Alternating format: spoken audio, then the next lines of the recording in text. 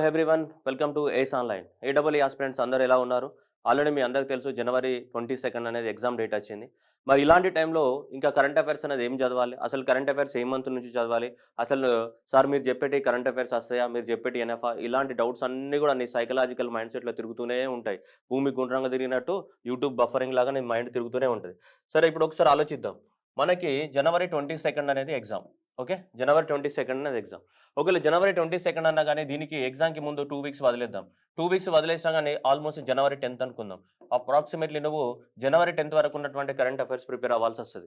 At least జనవరి 10 వరకి. Okay. ఎందుకంటే మనకు రీసెంట్‌గా జరిగిన గ్రూప్ 1 క్వెషన్ పేపర్ గనుక చూసుకుంటే ఆల్మోస్ట్ సెప్టెంబర్ 20 అంటే అక్టోబర్ 16థ్ ఎగ్జామ్ జరిగిన, సెప్టెంబర్ 20, 22, 23 జరిగిన 23 రోజు జరిగిన ఇష్యూస్ కూడా ఎగ్జామినేషన్‌లో ఇచ్చి ఉన్నారు. అంటే ఆల్మోస్ట్ 20 డేస్ బిఫోర్ కూడా ఇచ్చి ఉన్నారు జనరల్‌గా. సో, అందువల్ల మనం అనుకుందాం జనవరి 10థ్ అనేది డెడ్‌లైన్ పెట్టుకుందాం. సో, జనవరి 10థ్ వరకి కరెంట్ అఫైర్స్ చదవాలనుకుందాం. చదవాలనుకున్నా గానీ మనం ఇప్పుడు ఏ మంత్స్ చదవాలా అనేది పాయింట్. ఆగస్ట్ గానీ, నెక్స్ట్ ఏముందమ్మా సెప్టెంబర్ గానీ, నెక్స్ట్ అక్టోబర్ గానీ, నవంబర్ గానీ, డిసెంబర్ గానీ ఈ 5 నెలలు అనేది పర్ఫెక్ట్‌గా చదవాలి. ఫస్ట్ ఈ 5 మంత్స్ అనేది ఏ టు జెడ్ పర్ఫెక్ట్‌గా చదవాల్సి ఉంటుంది. ఓకే. రైట్. నెక్స్ట్ తర్వాత ఇవి అయిపోయిన తర్వాత ఇవన్నీ కూడా ఆగస్ట్ గానీ, సెప్టెంబర్ గానీ, అక్టోబర్ గానీ, నవంబర్ గానీ, డిసెంబర్ గానీ ఇవన్నీ పర్ఫెక్ట్ అయిన తర్వాత అప్పుడు నీకు ఉంటే బ్యాక్‌కెళ్ళు. ఇప్పుడు ఇవన్నీ ఫస్ట్ కంప్లీట్ అవ్వని. సో, ఇవన్నీ కంప్లీట్ అయిన తర్వాత నెక్స్ట్ నువ్వు జులైకెళ్ళు. ఓకేనా? జులైకెళ్ళు. రివర్స్‌లో ప్రిపేర్ అవ్వాలి మనం. జనవరి కదమ్మా ఫస్ట్ డిసెంబర్ బాగా పర్ఫెక్ట్‌గా ఉండాలి. అండ్ నవంబర్ నవంబర్ పర్ఫెక్ట్ ఉండాలి. అండ్ అక్టోబర్ పర్ఫెక్ట్ ఉండాలి. అండ్ నెక్స్ట్ సెప్టెంబర్ పర్ఫెక్ట్ ఉండాలి. ఆగస్ట్ అంటే ఎగ్జామ్ డేట్ నుంచి రివర్స్‌లో వెళ్ళాలి మనం పైకి. అర్థమవుతుందా? డిసెంబర్, నవంబర్ అవి చాలా పర్ఫెక్ట్‌గా ఉండాలి మనం. ఎందుకంటే జూన్, జూలైలో జరిగిన అన్ని కూడా క్వెషన్స్ చాలా వరకు గ్రూప్ 1 ఎగ్జామినేషన్‌లో వచ్చి అవుట్‌డేట్ అయిపోయినాయి ఆల్మోస్ట్. సో, కాబట్టి నీకు August, September, October, November, December ఈ 5 నెలలన్న నీకు ఎట్ మోస్ట్ ఇంపార్టెంట్. ఓకేనా? ఇక విషయానికొస్తే సార్ మీరు చెప్పేటివి కరెంట్ అఫైర్స్ వస్తాయా ఎగ్జామినేషన్‌లో రావా అనేది సో, నేను చెప్పలేనమ్మా. మీరందరూ కూడా గ్రూప్ 1 ఎగ్జామ్ రాసారు. నేను చెప్పినయి వచ్చినాయా? రాలేవనేది మీ అందరికీ తెలుసు. ఆల్రెడీ మీ ఎగ్జామ్ రాసిన వాళ్ళందరికీ తెలుసు. అవన్నీ ఉన్నాయా లేవా కూడా మీ అందరికీ తెలుసు.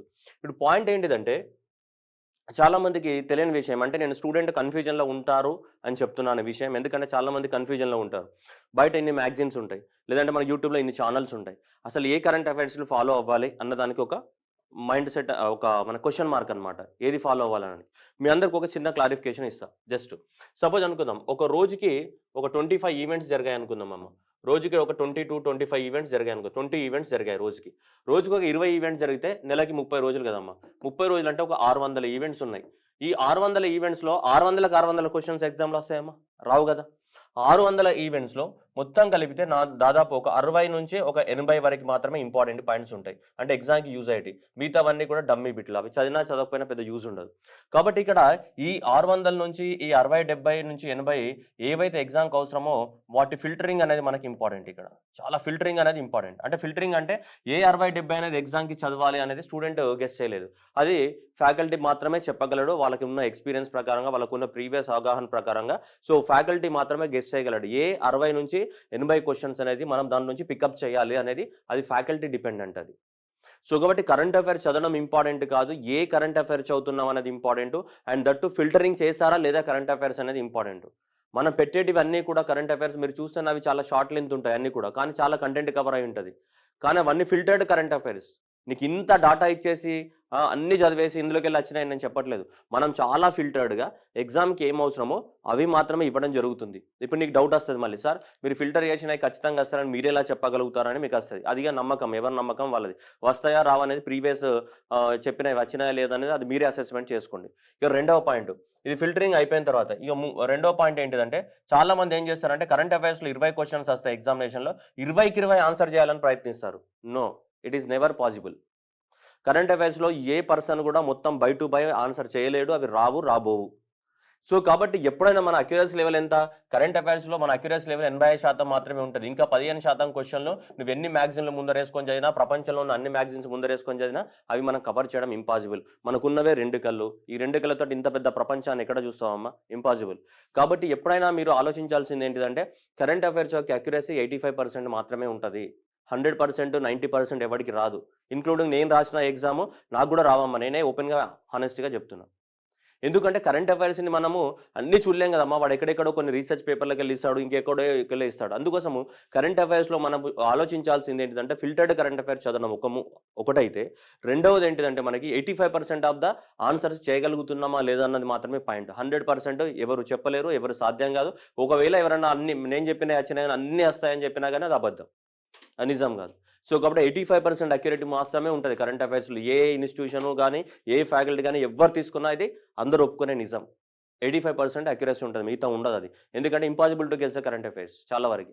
సో కాబట్టి స్టూడెంట్ లెవెల్లో ఏం చేస్తాడంటే అన్ని చదివేయాలని, అన్ని ఆన్సర్లు పెట్టాలని స్టూడెంట్ అనుకుంటాడు. అది సాధ్యం కాదమ్మా. మీ అందరికీ దయచేసి రిక్వెస్టెడ్ ఏంటిదంటే కరెంట్ అఫైర్స్లో 85% క్వశ్చన్స్ మాత్రమే మనం చేయగలము.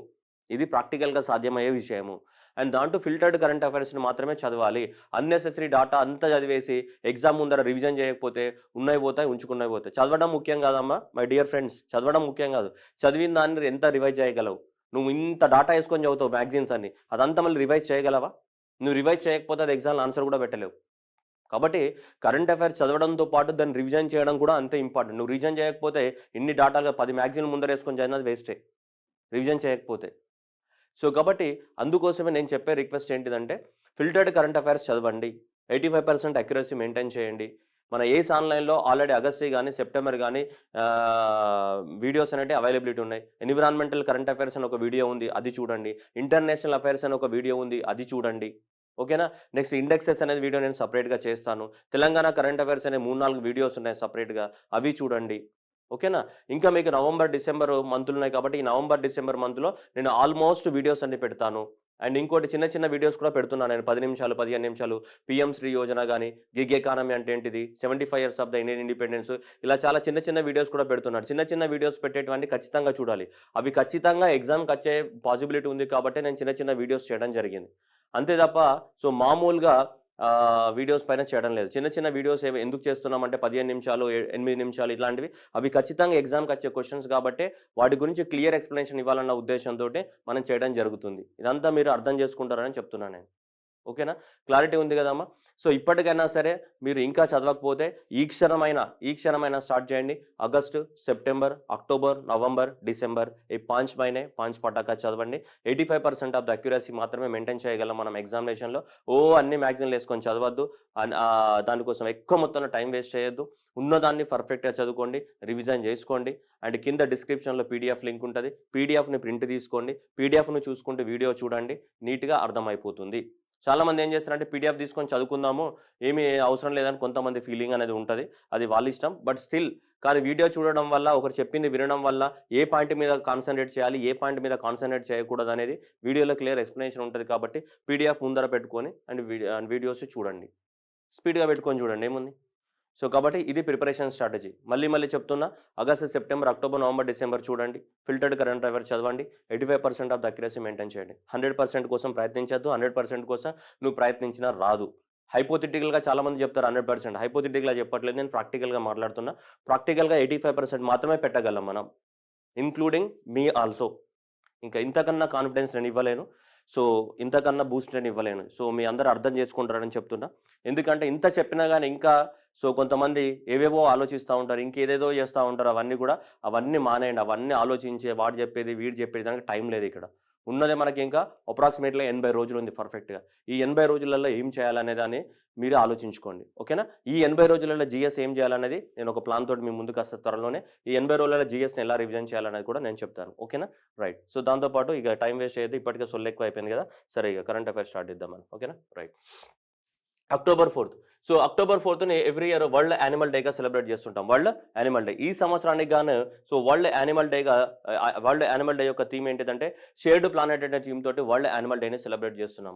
ఓకే, ఈ వరల్డ్ యానిమల్ డేని మనకి ఫస్ట్ టైం ఇతను స్టార్ట్ చేయడం జరిగిందన్నమాట, హెన్రిచ్. సో హెన్రిచ్ జిమర్మ్యాన్ అనే అతను 24th మార్చ్ ఆఫ్ ద 1925లో మనకి ఫస్ట్ టైం స్టార్ట్ చేయడం జరిగింది. అతనికి యానిమల్స్ అంటే బాగా ఇంట్రెస్ట్ అని చెప్పేసి అట్లా స్టార్ట్ చేశారు అంతే. సో అలానే అది పాపులర్ అయిపోయింది. సో అలా ఎవ్రీ ఇయర్ అనేది మనకి సెలబ్రేట్ చేస్తూనే ఉన్నాం అనమాట. జర్మనీలో ఫస్ట్ టైం సెలబ్రేట్ చేస్తారు. అలా every year October 4th so అలా కంటిన్యూ అవుతుంది. ఏంటిది వరల్డ్ యానిమల్ డే అనేది. ఈ సంవత్సరానికి గాను షేర్డ్ ప్లానెట్, అంటే ప్లానెట్ అనేది నీ ఒక్కడికే కాదు, మనతో పాటు చాలా జంతువులు ఉన్నాయి. ఆ జంతువులు అన్నిటి కూడా ప్లానెట్ అనేది ఉండాలి అన్నది షేర్డ్ ప్లానెట్ అనే థీమ్ తోటి ఈ సంవత్సరానికి సంబంధించినటువంటి ఏంటి వరల్డ్ యానిమల్ డేని మనం సెలబ్రేట్ చేయడం జరిగింది. Next world teachers day. మన ఇండియాలో టీచర్స్ డే ఎప్పుడు సెలబ్రేట్ చేస్తాం? September 5th. ఇది మన national teachers day. Sarvepalli Radhakrishnan గారి బర్త్డే అది సెప్టెంబర్ 5th. అది వేరు. ఇక్కడ వరల్డ్ అది ఇండియాది. ఇదేంటిది? ఇది వరల్డ్ టీచర్స్ డే గురించి మాట్లాడుతున్నాం మనం. ఈ వరల్డ్ టీచర్స్ డేని ఏ ఆర్గనైజేషన్ సెలబ్రేట్ చేస్తుంది? యునెస్కో అనేది ఎవ్రీ ఇయర్ సెలబ్రేట్ చేస్తుంది. ఎప్పుడు? October 5th. సో ఈ సంవత్సరానికి గాను థీమ్ వచ్చేస్తే ఇక్కడ ఏమో ఉంది చూడండి ఒకసారి, మా గురించి అనుకుంటా కొంచెం. The transformation of the education begins with the what teacher అనే థీమ్ తోటి ఈ సంవత్సరానికి సంబంధించినటువంటి వరల్డ్ టీచర్స్ డే అనేది సెలబ్రేట్ చేయడం జరిగింది. ఈ వరల్డ్ టీచర్స్ డేని ఎవ్రీ ఇయర్ ఆర్గనైజ్ చేస్తున్న వాళ్ళు ఎవరు? యునెస్కో అనేది ఆర్గనైజ్ చేస్తుంది. ఓకేనా? యునెస్కో ఆర్గనైజ్ చేస్తుంది world teachers day October 5th of the 2022. Theme of this one is the transformation of the education begins with a teacher. Okay, right. Next one వచ్చేసి world cotton day. World cotton డేని మనకు WTO, so world trade organization plus world food agriculture organization ఇద్దరు కలిసి organize చేస్తున్నారు. So world food organization FA Rome ఇటలీలో ఉంటే, world trade organisation ఎక్కడ ఉంటుంది? మనకి జెనీవా స్విట్జర్లాండ్లో ఉంటుంది. ఇది ఎక్కడ ఉంటుంది? జెనీవాలో World trade Organization. So and World Food and Agriculture Organization ఎక్కడ ఉంటుంది? రోమ్ ఇటలీ ఉంటుంది. వీళ్ళిద్దరు కూడా జాయింట్గా ఎవ్రీ ఇయర్ మనకి 2019 నుంచి వరల్డ్ కాటన్ డేని సెలబ్రేట్ చేస్తున్నారు. October 7th is declared as what world cotton డేగా సెలబ్రేట్ చేస్తున్నాం. దీన్ని October 7th, ఏదైతే October 7th ఏదైతే ఉందో ఈ October 7th వరల్డ్ కాటన్ డేగా సెలబ్రేట్ చేస్తున్నాం. ఈ సంవత్సరానికి థీమ్ వచ్చేసి మనకి weaving for the what better future, weaving A better future for the cotton అనే పేరుతోటి ఈ సంవత్సరానికి సంబంధించినటువంటి వరల్డ్ కాటన్ డేగా సెలబ్రేట్ చేస్తూ ఉన్నాం మనం. ఓకేనా? గుర్తుపెట్టుకోవాలి. నెక్స్ట్ వచ్చి Indian air force day. So every year October 8th of the 1932 రోజు మనకి ఇండియన్ ఎయిర్ ఫోర్స్ అనేది ఎస్టాబ్లిష్మెంట్ చేయడం జరిగింది. అంటే అప్పట్లో బ్రిటన్ వాళ్ళ నుంచి మనకి ఇండియన్ ఎయిర్ ఫోర్స్ అనేది మన చేతుల్లోకి ట్రాన్స్ఫర్ అయింది. ఎప్పుడు? October 8th of the 1932లో. సో అప్పుడు బ్రిటిష్ వాళ్ళ ట్రాన్స్ఫర్ అయిందన్న ఆ రోజు ఎస్టాబ్లిష్మెంట్ అయింది బ్రిటిష్ వాళ్ళ సహాయంతో. సో అందువల్ల ఎవ్రీ ఇయర్ మనకి October 8th ఏం సెలబ్రేట్ చేస్తున్నాం మనం? Indian air force day, foundation day అనమాట. అది ఇండియన్ ఎయిర్ ఫోర్స్ డేగా సెలబ్రేట్ చేస్తున్నాం మనం. ఓకేనా? రైట్. నెక్స్ట్ వచ్చేసి memorandum of understanding signed between the, so ఎవరెవరి మధ్యన మనకి ఇక్కడ చూస్తే మినిస్ట్రీ ఆఫ్ ద అగ్రికల్చర్ వాళ్ళ తరఫున అండ్ ఈ NAFED, so national agriculture cooperative marketing federation NAFED ఢిల్లీలో ఉన్నాయి. వీళ్ళిద్దరు కూడా అగ్రిమెంట్ సైన్ చేసుకున్నారు. సరే, వాళ్ళిద్దరు ఎందుకు అగ్రిమెంట్ సైన్ చేసుకున్నారు అన్నది ఎగ్జామ్లో ఇంపార్టెంట్ కాదు. ఎగ్జామ్లో ఇంపార్టెంట్ ఏంటిదంటే 2023 ఇయర్ని మన గవర్నమెంట్ ఆఫ్ ఇండియా ఏమని డిక్లేర్ చేసిందంటే international year of the what millets.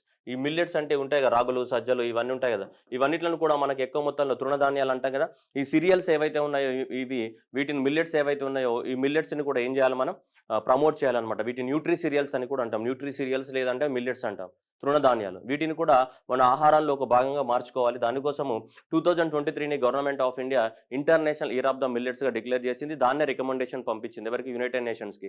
United nations organisation కూడా మన రికమెండేషన్ని యాక్సెప్ట్ చేసి యునైటెడ్ నేషన్స్ ఆర్గనైజేషన్ కూడా 2023 సంవత్సరాన్ని మనకి ఇంటర్నేషనల్ ఇయర్ ఆఫ్ ద మిల్లెట్స్గా డిక్లేర్ చేయడం జరిగింది. ఇది important question. International year of the millets ఇది ఇంపార్టెంట్ కాదు, ఈ సొల్లంతా పక్కన పెట్టండి. ఇది కానీ మనకు సంబంధం లేదు ఎగ్జామ్కి ఇది ఒకటే సంబంధం. ఇది international year of the millets 2023ని ఎవరు? యునైటెడ్ నేషన్స్ ఆర్గనైజేషన్ కూడా మనకి యాక్సెప్ట్ చేయడం జరిగింది. That is the international year of the మిల్లెట్స్గా. ఓకే. నెక్స్ట్ వచ్చేసి right, Anish Dayal Singh is appointed as what? ITBP, Indo Tibetan border police force ఉంటుంది కదా మనకి. So Indo Tibetan border police force ఏదైతే ఉంటుందో దానికి మనకి సో డీజీగా, డైరెక్టర్ జనరల్గా అపాయింట్ అవ్వడం జరిగింది. ఎవరు? అనీష్ సింగ్ అపాయింట్ అవ్వడం జరిగింది. సో ITBP అని గుర్తుపెట్టుకోవాలి. కాబట్టి మీరు గుర్తుపెట్టుకోవాల్సింది ఏంటంటే అనీష్ IT అని గుర్తుపెట్టుకోండి. ఓకేనా? Anish IT. Okay. So Anish IT అని గుర్తుపెట్టుకుంటే ఆటోమేటిక్గా IT అంటే ఏంటి? ఇక్కడ ITBP కదా ఆటోమేటిక్గా. సో కాబట్టి నువ్వు గుర్తుపెట్టుకోవాల్సింది ఏంటిది? అనీష్ IT, లేదంటే ఎగిరిపోతాయి ఇవి. ఓకేనా? సో మనకు పారామిలిటరీ ఫోర్సెస్ ఉంటాయి. ఏవి పారామిలిటరీ ఫోర్సెస్? CRPF ఉంటుంది. ఓకేనా? CRPF. ఓకే, CRPF నెక్స్ట్ కూడా చూద్దాం. మీకు CRPF. లాల్ ఎవరు? Sujoy Lal is appointed as a so director general of the, దేనికి ఇది CRPFకి సంబంధించి సెంట్రల్ ఆర్మర్, ఇవేనా కదా సెంట్రల్ రిజర్వ్ పోలీస్ ఫోర్స్ ఉంది కదా CRPF. ఈ CRPFకి మన డైరెక్టర్ జనరల్గా ఎవరో అపాయింట్ అయ్యారు? లాల్ అపాయింటెడ్ దేనికి? CRPFకి. ఓకేనా అమ్మా? లాల్ CRPFకి. అనీష్ దేనికి అపాయింట్ అయ్యాడు? అనీష్ IT అన్నాం కదా. సో కాబట్టి ITBPకి. సో ITBPకి ఇతను అపాయింట్ అయ్యాడు. CRPFకి ఎవరు అన్నారు? కాబట్టి ఇక్కడ మీరు గుర్తుపెట్టుకోవాలి, CR లాల్. ఎవరు? CR లాల్. ఓకే. CR అంటే ఇక్కడ central reserve police force, CRPF అని. నెక్స్ట్ ఏమంటున్నాం మనం? అనీష్ IT అంటున్నామా లేదా అమ్మా బుజ్జి? అనీష్ IT అంటున్నాం కదా. So Anish IT. So Anish IT and CR Lal. అలా గుర్తుపెట్టుకో, లేదంటే ఎగిరిపోతాయి. ఇవన్నీ ఏంటి, సెంట్రల్ ఆర్మ్డ్ పోలీస్ ఫోర్స్ కానీ, లేదంటే ఆహ్, మనకి Indo Tibetan border police force గాని, బార్డర్ సెక్యూరిటీ ఫోర్స్ గాని, సహస్ర సీమా బల్ గాని, ఇవన్నీ ఏంటి అంటే పారామిలిటరీ ఫోర్సెస్. ఎక్కడైతే ఆ ఫోర్స్ అవసరం ఉంటదో అక్కడికెళ్ళి ఏం చేస్తుంటాయి, సహాయం ఇవన్నీ చేస్తా ఉంటాయన్నమాట. రైట్. సో ఇవన్నిటి. సో ఈ పారామిలిటరీ ఫోర్సెస్ ఇవన్నమాట. ఒక పారామిలిటరీ ఫోర్సెస్ పేరేంటిది, ఐటీబీపీ. ఈ పారామిలిటరీ ఫోర్సెస్‌కి ఎవరు, అనీస్ సింగ్ డీజీగా అపాయింట్ అవ్వడం జరిగింది. ఇంకో పారామిలిటరీ ఫోర్సెస్ ఏంటిది, సీఆర్‌పీఎఫ్ మనకి. ఈ సీఆర్‌పీఎఫ్‌కి, ఈ సెంట్రల్ రిజర్వ్ పోలీస్ ఫోర్స్‌కి ఎవరు అపాయింట్ అవ్వడం జరిగింది మనకి, లాల్ అపాయింట్ అవ్వడం జరిగింది. CR Lal, Anish IT. CR Lal, Anish IT. గుర్తుపెట్టుకోవాలి. ఏమి, సిఆర్ లాల్ ఇట్లా జాతిరత్నాల్లాగా సిఆర్ లాల్, అండ్ నెక్స్ట్ ఏంటి, Anish IT. Okay, right.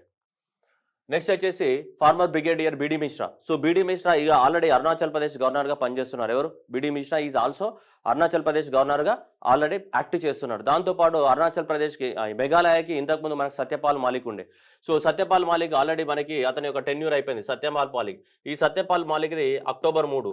So October 3 రోజు ఆల్రెడీ ఈ సత్యపాల్ మాలిక్ యొక్క టెన్యూర్ అనేది అయిపోయింది. ఇప్పుడు ఈ సత్యపాల్ మాలిక్ ప్లేస్లో అడిషనల్ ఇన్ఛార్జ్గా మళ్ళీ బీడీ మిశ్రాకే ఇవ్వడం జరిగింది. ఏ గవర్నర్గా, మేఘాలయ గవర్నర్గా. సో ఆల్రెడీ అరుణాచల్ ప్రదేశ్కి ప్లస్ మేఘాలయకి ఇప్పుడు 2 రాష్ట్రాలకే గవర్నర్గా యాక్ట్ చేస్తున్నారు. ఎవరు, BD Mishra. So BD Mishra అనేది ఆల్రెడీ 2017 నుంచి అరుణాచల్ ప్రదేశ్ గవర్నర్గా యాక్ట్ చేస్తున్నారు.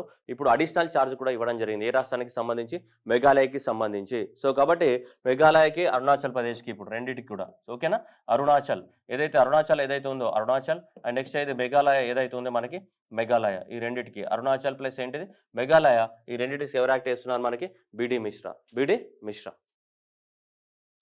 Next Rashid Iraq's. Abdul Latif Rashid appointed as a new president of the Iraq. ఇలాంటి క్వశ్చన్స్ వస్తుంటాయమ్మా మనకి.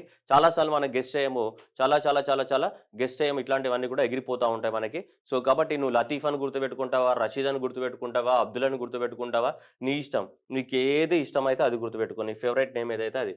సో అబ్దుల్ లతీఫ్ రషీద్ అన్నాడు. సో ఇందులో లతీఫ్ అనేది చాలా ఫేమస్ మనకి జనరల్గా. అబ్దుల్ అనే పేరు కూడా ఫేమస్. సో అబ్దుల్ అనేది చాలా మందికి ఉంటుంది కాబట్టి అది గుర్తుపెట్టుకున్నా పెద్దగా. రషీద్ కూడా చాలా మందికి ఉంటుంది కాబట్టి ఇక్కడ ఏం గుర్తుపెట్టుకో, లతీఫ్ అని గుర్తుపెట్టుకో. ఇరాక్ లతీఫ్. సో లతీఫ్ సాబ్ కాన్సే ఆయా, ఇరాక్. సో అది గుర్తుపెట్టుకో మనకి. సో లతీఫ్ ఏ చేసాము ఇట్లా, లతీఫ్ ఇరాక్. ఓకేనా, లేదంటే ఇట్లా గుర్తుపెట్టుకో, LATIF లతీఫ్ ఉంది. సో ఇక్కడ ఐ అంటే ఇక్కడ మళ్ళీ ఇరాన్ కాదమ్మా, ఇరాక్. అది గుర్తుపెట్టుకోవాలా, మళ్ళీ అది కూడా ఎగిరిపోతుంది మళ్ళీ. సో కాబట్టి ఇరాన్ కాదు, ఏంటిది, ఇరాక్ ఇట్ ఈస్. సో కాబట్టి ఎగ్జామినేషన్లో అప్పుడప్పుడు కొన్నిసార్లు ఏం చేస్తారు, రివర్స్ స్వింగ్ చేస్తాడు. Recently Abdul Latif Rashid is appointed as a prime minister of the which of the following country అని ఇరాన్, ఇరాక్ 2 ఆప్షన్స్ ఇస్తాడు. అప్పుడు మనకి ఎగిరిపోతుంది ఎగ్జామినేషన్లో క్వశ్చన్. సో కాబట్టి ఇక్కడ ఏంటిదంటే మనకి ఇది గుర్తుపెట్టుకోవాలి, ఏంటిది, ఇరాక్. క్లియర్, చలో next one. So Mumtaz Khan is ఏం జరిగిందంటే మీ అవార్డు గెలవడం జరిగింది. ఏం అవార్డు గెలవడం జరిగింది అనేది చూడండి ఇద్దట. So federation of the hockey. So international federation of the hockey ఉంటుంది కదా, ఇక్కడ కనిపిస్తుంది మనకి. Federation of the international hockey అనేది దీని యొక్క హెడ్ క్వార్టర్ లుసారే, స్విట్జర్లాండ్. అంటే ఎవ్రీ ఇయర్ ఈ federation of the international hockey federation ఏదైతే ఉందో, ఈ international hockey federation every year మంచి పర్ఫార్మెన్స్ ఎవరైతే ఇస్తారో హాకీలో వాళ్ళని గుర్తిస్తారనమాట. అంటే యంగెస్ట్ రైజింగ్ ప్లేయర్స్, ఇప్పుడిప్పుడే ఆటోలోకి వచ్చి ఎక్కువ నెంబర్ ఆఫ్ ద గోల్స్ చేస్తూ ఉంటారు కదా, వాళ్ళని యంగెస్ట్ రైజింగ్ ప్లేయర్స్ ఉంటారు కదా, ఆ రైజింగ్ ప్లేయర్స్ని అవార్డ్స్ ఇస్తూ ఉంటారు అనమాట. ఈ సంవత్సరానికి కానీ రైజింగ్ స్టార్ అవార్డు అనేది మన ముంతాజ్ ఖాన్కి రావడం జరిగింది. మన ఇండియన్ హాకీ ప్లేయర్ ఎవరు, Mumtaz Khan, very important. So Mumtaz Khan is the best performer for the India in the junior women's world కప్లో 6 గోల్స్ స్కోర్ చేయడం జరిగింది. అందువల్ల మనకి సో ఇంటర్నేషనల్ హాకీ ఫెడరేషన్ ఇచ్చేటువంటి FIH అంటే international hockey federation. So international hockey federation ఇచ్చేటువంటి మనకి రైజింగ్ స్టార్ అవార్డ్ 2021 అండ్ 22 అనేది మనకి ముంతాజ్ ఖాన్కి రావడం జరిగింది. Very very important. She from the Haryana state నుంచి ఈమె, రైట్, ముంతాజ్ ఖాన్. సో ఇది రావడం జరిగింది. ఇది కూడా ఎగ్జామినేషన్లో వెరీ ఇంపార్టెంట్. ఎందుకంటే మనకి ఆలోచించాల్సిన విషయం ఏంటిదంటే ఇక్కడ ఒక ఉమెన్ సో చాలా పూర్ బ్యాక్గ్రౌండ్ నుంచి వచ్చి ఇంటర్నేషనల్ అవార్డ్స్ గెలవడం అనేది చాలా గొప్ప విషయం. So hats off to the Mumtaz Khan. So Mumtaz ఖాన్కి మనకి రావడం జరిగింది ఇక్కడ. అది ఉమెన్ కేటగిరీలో. మరి మెన్ కేటగిరీలో ఎవరికి వచ్చిందంటే Timothee Clement of the award ఫ్రాన్స్కి మనకి rising star of the year men కేటగిరీలో వచ్చింది. ఉమెన్ కేటగిరీలో అయితే ఎవరికి వచ్చింది, మనకి ఇండియా నుంచి ముంతాజ్ ఖాన్కి వచ్చింది. అదే మెన్ కేటగిరీలో అయితే ఫ్రాన్స్ దేశానికి చెందినటువంటి ఎవరు, టిమోతేకి రావడం జరిగింది. టిమోతే ఫ్రాన్స్కి రావడం జరిగింది మెన్ కేటగిరీలో. హాకీ, ఇది ఫుట్బాల్ కాదమ్మా, హాకీకి సంబంధించి. Okay, right, very important. అట్లాగే ఇక్కడ కూడా మళ్ళీ సో ఇంటర్నేషనల్ హాకీ ఫెడరేషన్ ఏదైతే ఉందో international hockey federation goal keepers, ఈ గోల్ కీపర్స్ ఉంటారు కదా, మనకి గోల్స్ పడుతుంటారు కదా, మీ అందరికి తెలుసు అర్జున్ రెడ్డి అరే అమిత్ అంటాడు కదా అట్లా గోల్. సో ఇట్లా ఏవైతే గోల్స్ పడుతుంటారో మనకి హాకీలో, ఈ గోల్స్ కొట్టడం వల్ల ఆపుతూ ఉంటారు కదా మన గోల్ కీపర్స్. అట్లా best goalkeepers international hockey federation ఇచ్చే గోల్ కీపర్ అవార్డ్స్ ఏవైతే ఉన్నాయో ఇంటర్నేషనల్ హాకీ ఫెడరేషన్ ఇచ్చే గోల్ కీపర్ అవార్డ్స్ కూడా మన ఇండియన్స్కి రావడం జరిగింది, శ్రీజేష్కి అండ్ సవితాకి. ఎదరికి Sreejesh and Savita, that is international hockey federation ఏదైతే ఉందో దానికి మెన్ అండ్ ఉమెన్స్ కి సంబంధించినటువంటిది goalkeepers of the year awards రావడం జరిగింది. ఏంటిది? Goalkeepers of the year. Okay, goalkeepers of the year award వీళ్ళకి రావడం జరిగింది. అండ్ రైజింగ్ స్టార్ కూడా ఇండియాకి రావడం జరిగింది. ఇంటర్నేషనల్ హాకీ ఫెడరేషన్ ఇచ్చే రైజింగ్ స్టార్ ఎవరు? ముంతాజ్ ఖాన్. అలాగే గోల్ కీపర్స్ ఎవరు? మనకి కేరళ రాష్ట్రానికి చెందినటువంటి ఎవరు? శ్రీరాజేష్, మనకి శ్రీరాజేష్ అండ్ నెక్స్ట్ ఏంటిది సవిత. వీళ్ళు ఇద్దరు కూడా మన బెస్ట్ గోల్ కీపర్స్ గా ఎలక్ట్ అవ్వడం జరిగింది. Very very very important questions. ఈ క్వశ్చన్స్ ఇవి ఇంపార్టెంట్ కాబట్టి స్టార్టింగ్లో చెప్తున్నా జనరల్గా స్పోర్ట్స్వి. Okay right, Savita, Sreerajesh and next వచ్చేసి Mumtaz Khan. Very important questions. Okay, next వచ్చేసి మా గ్రాండ్ మా వచ్చింది ఇక్కడ. మా గ్రాండ్ మా ఎవరు? Angela Morkel. So Angela Morkel నేను లాస్ట్ వీక్లో కూడా చెప్పాను మా గ్రాండ్ మా గురించి. ఏమని? చాలా మంచి ఆవిడ. సో దాదాపు 20 సంవత్సరాల పాటు మనకి జర్మనీకి ఛాన్సలర్గా వర్క్ చేసింది. రిఫ్యూజీస్కి ఎక్కువ మందికి, ఎవరైతే శరణార్థులు ఉంటారో ఆ రిఫ్యూజీస్కి ఎక్కువ మందికి షెల్టర్ని ప్రొవైడ్ చేసింది. అందువల్ల యునైటెడ్ నేషన్స్ ఆర్గనైజేషన్ కూడా United Nation Organization for the refugees award కూడా ఈమెకి ఇచ్చారని లాస్ట్ వీక్ కరెంట్ అఫైర్స్ మనం చదువుకున్నాం. ఇప్పుడు ఆ రిఫ్యూజీస్ని హెల్ప్ చేసినందుకు ఆ అవార్డు కాకుండా ఇప్పుడు యునెస్కో కూడా అప్పుడు యునెస్కో పీస్ ప్రైజ్ అనేది ఇచ్చారు. ఇప్పుడు రిఫ్యూజీస్కి అవార్డు ఇచ్చారు. అంతకుముందు మనం ప్రీవియస్గా చెప్పుకున్నాం కదా, ప్రీవియస్గా చెప్పినప్పుడు నోబెల్ పీస్ ప్రైజ్ కాదమ్మా, UNESCO peace praise. UNESCO peace praise కూడా మన లాస్ట్ కరెంట్ అఫైర్స్ చదువుకున్నాం. యునెస్కో పీస్ ప్రైజ్ కూడా ఎవరికి వచ్చింది? మా గ్రాండ్ మా ఏంజెలా మోర్కెల్కి వచ్చింది. ఓకేనా. నెక్స్ట్ వచ్చేసి ఇప్పుడు కనుక చూసుకుంటే మళ్ళీ సేమ్ ఇప్పుడు యునైటెడ్ నేషన్స్ ఆర్గనైజేషన్ యొక్క ఇది refugee agency prize. United Nation Organization for the what refugees, ఇది జెనీవాలోనే ఉంటుంది. ఏ ఆర్గనైజేషన్? ఈ ఆర్గనైజేషన్ అనేది United nations Organization for the refugees, Geneva ఉంటుంది. వాళ్ళు ఇచ్చే అవార్డు కూడా మనకి ఏంజెలా మోర్కెల్కి రావడం జరిగింది. అంతకుముందు యునెస్కో ఇచ్చేటువంటి పీస్ ప్రైజ్ కూడా ఎవరికి రావడం జరిగింది? ఏంజెలా మోర్కెల్కి రావడం జరిగింది. సో కాబట్టి మా గ్రాండ్ మా చాలా అందంగా ఉంది. దాంతోపాటు మా గ్రాండ్ మా బిట్ అనేది చాలా చాలా ఇంపార్టెంట్ ఎగ్జామ్లో మా గ్రాండ్ మా అని గుర్తుపెట్టుకోండి. ఒకటి ఏంజెలా మోర్కెల్కి 2 వచ్చినాయి. ఒకటి United nations Organization refugee award ఒకటి, అండ్ నెక్స్ట్ ఏంటిది యునెస్కో యొక్క పీస్ ప్రైజ్ 2 రావడం జరిగింది. అది లాస్ట్ మనం ఆల్రెడీ డీల్ చేసాం. ఈ 2 అవార్డు మనకి ఏంజెలా మోర్కెల్ జర్మనీ ఛాన్సలర్కి రావడం జరిగింది. So very very important questions. ఓకేనా, ఎగ్జామినేషన్లో ఈ 2 అనేటివి వెరీ ఇంపార్టెంట్ క్వశ్చన్స్ మనకు. ఓకేనా, జాగ్రత్త గుర్తుపెట్టుకోవాలి. నెక్స్ట్ శాస్త్ర రామానుజన్ ప్రైజ్. శాస్త్ర రామానుజన్ ప్రైజ్ అంటే ఏంటిది? ఈ ఇన్స్టిట్యూట్ రామానుజన్ మన మ్యాథమెటిక్స్ సంబంధించింది కదా. సో రామానుజన్ మ్యాథమెటిక్స్ సంబంధించిందా కాదా? సో మ్యాథమెటిక్స్లో ఎవరైతే ఎక్కువ మొత్తంలో రీసెర్చ్ చేస్తారో వాళ్ళకి ఇది ఇవ్వడం జరుగుతుంది. ఏది? శాస్త్ర రామానుజన్ ప్రైజ్ అనేది ఇవ్వడం జరుగుతుంది. Who are the below the 32 years of the age ఎవరైతే ఉంటారో, 32 years కన్నా ఏజ్ తక్కువగా ఉండి మ్యాథమెటిక్స్లో ఎవరైతే రీసెర్చ్ చేస్తారో వాళ్ళకి ఇవ్వడం జరుగుతుంది. దాదాపు $10,000 అనేది ఇవ్వడం జరుగుతుంది. 2005 నుంచి మనకి ఈ శాస్త్ర రామానుజన్ ప్రైజ్ని ఈ ఆర్గనైజేషన్ స్టార్ట్ చేసింది. ఏ ఆర్గనైజేషన్? రామానుజన్ ఫౌండేషన్ వాళ్ళు స్టార్ట్ చేశారు మనకి. అయితే ఈ సంవత్సరానికి గాను ఇతనికి ఇచ్చారు. ఎవరు? Yuqing Tang. Okay, Yuqing Tang of the what China, assistant professor, is working in the Berkeley United States of America. So United States of అమెరికాలో వర్క్ చేస్తున్నాడు. ఒరిజినల్గా he was born in the what China. చైనాకి సంబంధించినటువంటి mathematics అయినటువంటి ఎవరైతే ఉన్నారో, so ఈ mathematics ఎవరు? తాంగ్ ఆఫ్ ద చైనా. ఓకేనా, తాంగ్, యుకింగ్ థాంగ్. ఓకే, అలా కాకుండా జనరల్గా ఇదంతా పేరంతా మనకు గుర్తుండదు ఎగ్జామినేషన్లో. బొంగులో పేరు మనకెందుకులే కానీ ఎగ్జామ్లో ఆన్సర్ కావాలిగా. తాంగ్. ఓకే, తాంగ్ అని గుర్తుపెట్టుకోండి. తాంగ్కి ఏమొచ్చింది మనకి? రామానుజన్ అవార్డు. మ్యాథమెటిక్స్లోనే కదా ఇచ్చేది రామానుజన్ అవార్డు. సో మనకి చైనాకి చెందినటువంటి రామానుజన్ అవార్డు ఈ చైనాకి చెందినటువంటి ఎవరికి? తాంగ్కి రావడం జరిగింది. TANG. ఏంటిది? తాంగ్ అని గుర్తుపెట్టుకోవాలి. తాంగ్కి ఏమొచ్చింది? రామానుజన్ ప్రైజ్. లతీఫ్ ఏ దేశానికి ప్రెసిడెంట్? ఇరాక్కి ప్రెసిడెంట్. ముంతాజ్ ఖాన్కి ఏమొచ్చింది? Rising star of the award 2021 and 22. And Savita Sreejesh కూడా ఏమొచ్చినాయి? బెస్ట్ గోల్ కీపర్ అవార్డ్స్ వచ్చినాయి. మా గ్రాండ్ మాకి ఏమొచ్చింది? యునెస్కో పీస్ ప్రైజ్ వచ్చింది and United Nations refugee award కూడా వచ్చింది. ఓకే రైట్, గుర్తుపెట్టుకోవాలి మీరు. సో ఖచ్చితంగా very very important. Next gulf oil. So ఈ గల్ఫ్ దేశానికి చెందినటువంటి గల్ఫ్ ఆయిల్ ఏదైతే ఉందో, ఈ గల్ఫ్ ఆయిల్ అనేది మనకి ఇప్పుడు కొత్తగా అంబాసిడర్ని అపాయింట్ చేయడం జరిగింది. మనకి ఉమెన్ క్రికెట్ ప్లేయర్ మీ అందరికీ తెలుసు, ద మోస్ట్ బ్యూటిఫుల్ గర్ల్ ఎవరైతే ఉన్నారో ఇక్కడ, చాలా అందంగా ఉంటుంది ఈమె. సో ఈ మహేందర్ సింగ్ ధోని కానీ నెక్స్ట్ హార్దిక్ పాండ్యా అనేది వాళ్ళు ఆల్రెడీ గల్ఫ్ ఆయిల్కి అంబాసిడర్గా పనిచేస్తున్నారు. దాంతోపాటు ఎక్కువ మొత్తంలో మనకి క్రికెట్లో ఎక్కువ రన్స్ స్కోర్ చేసేది. సో అందంతో పాటు ఆట ఉన్నటువంటి ప్లేయర్ ఎవరు? మనకి స్మృతి Mandanna.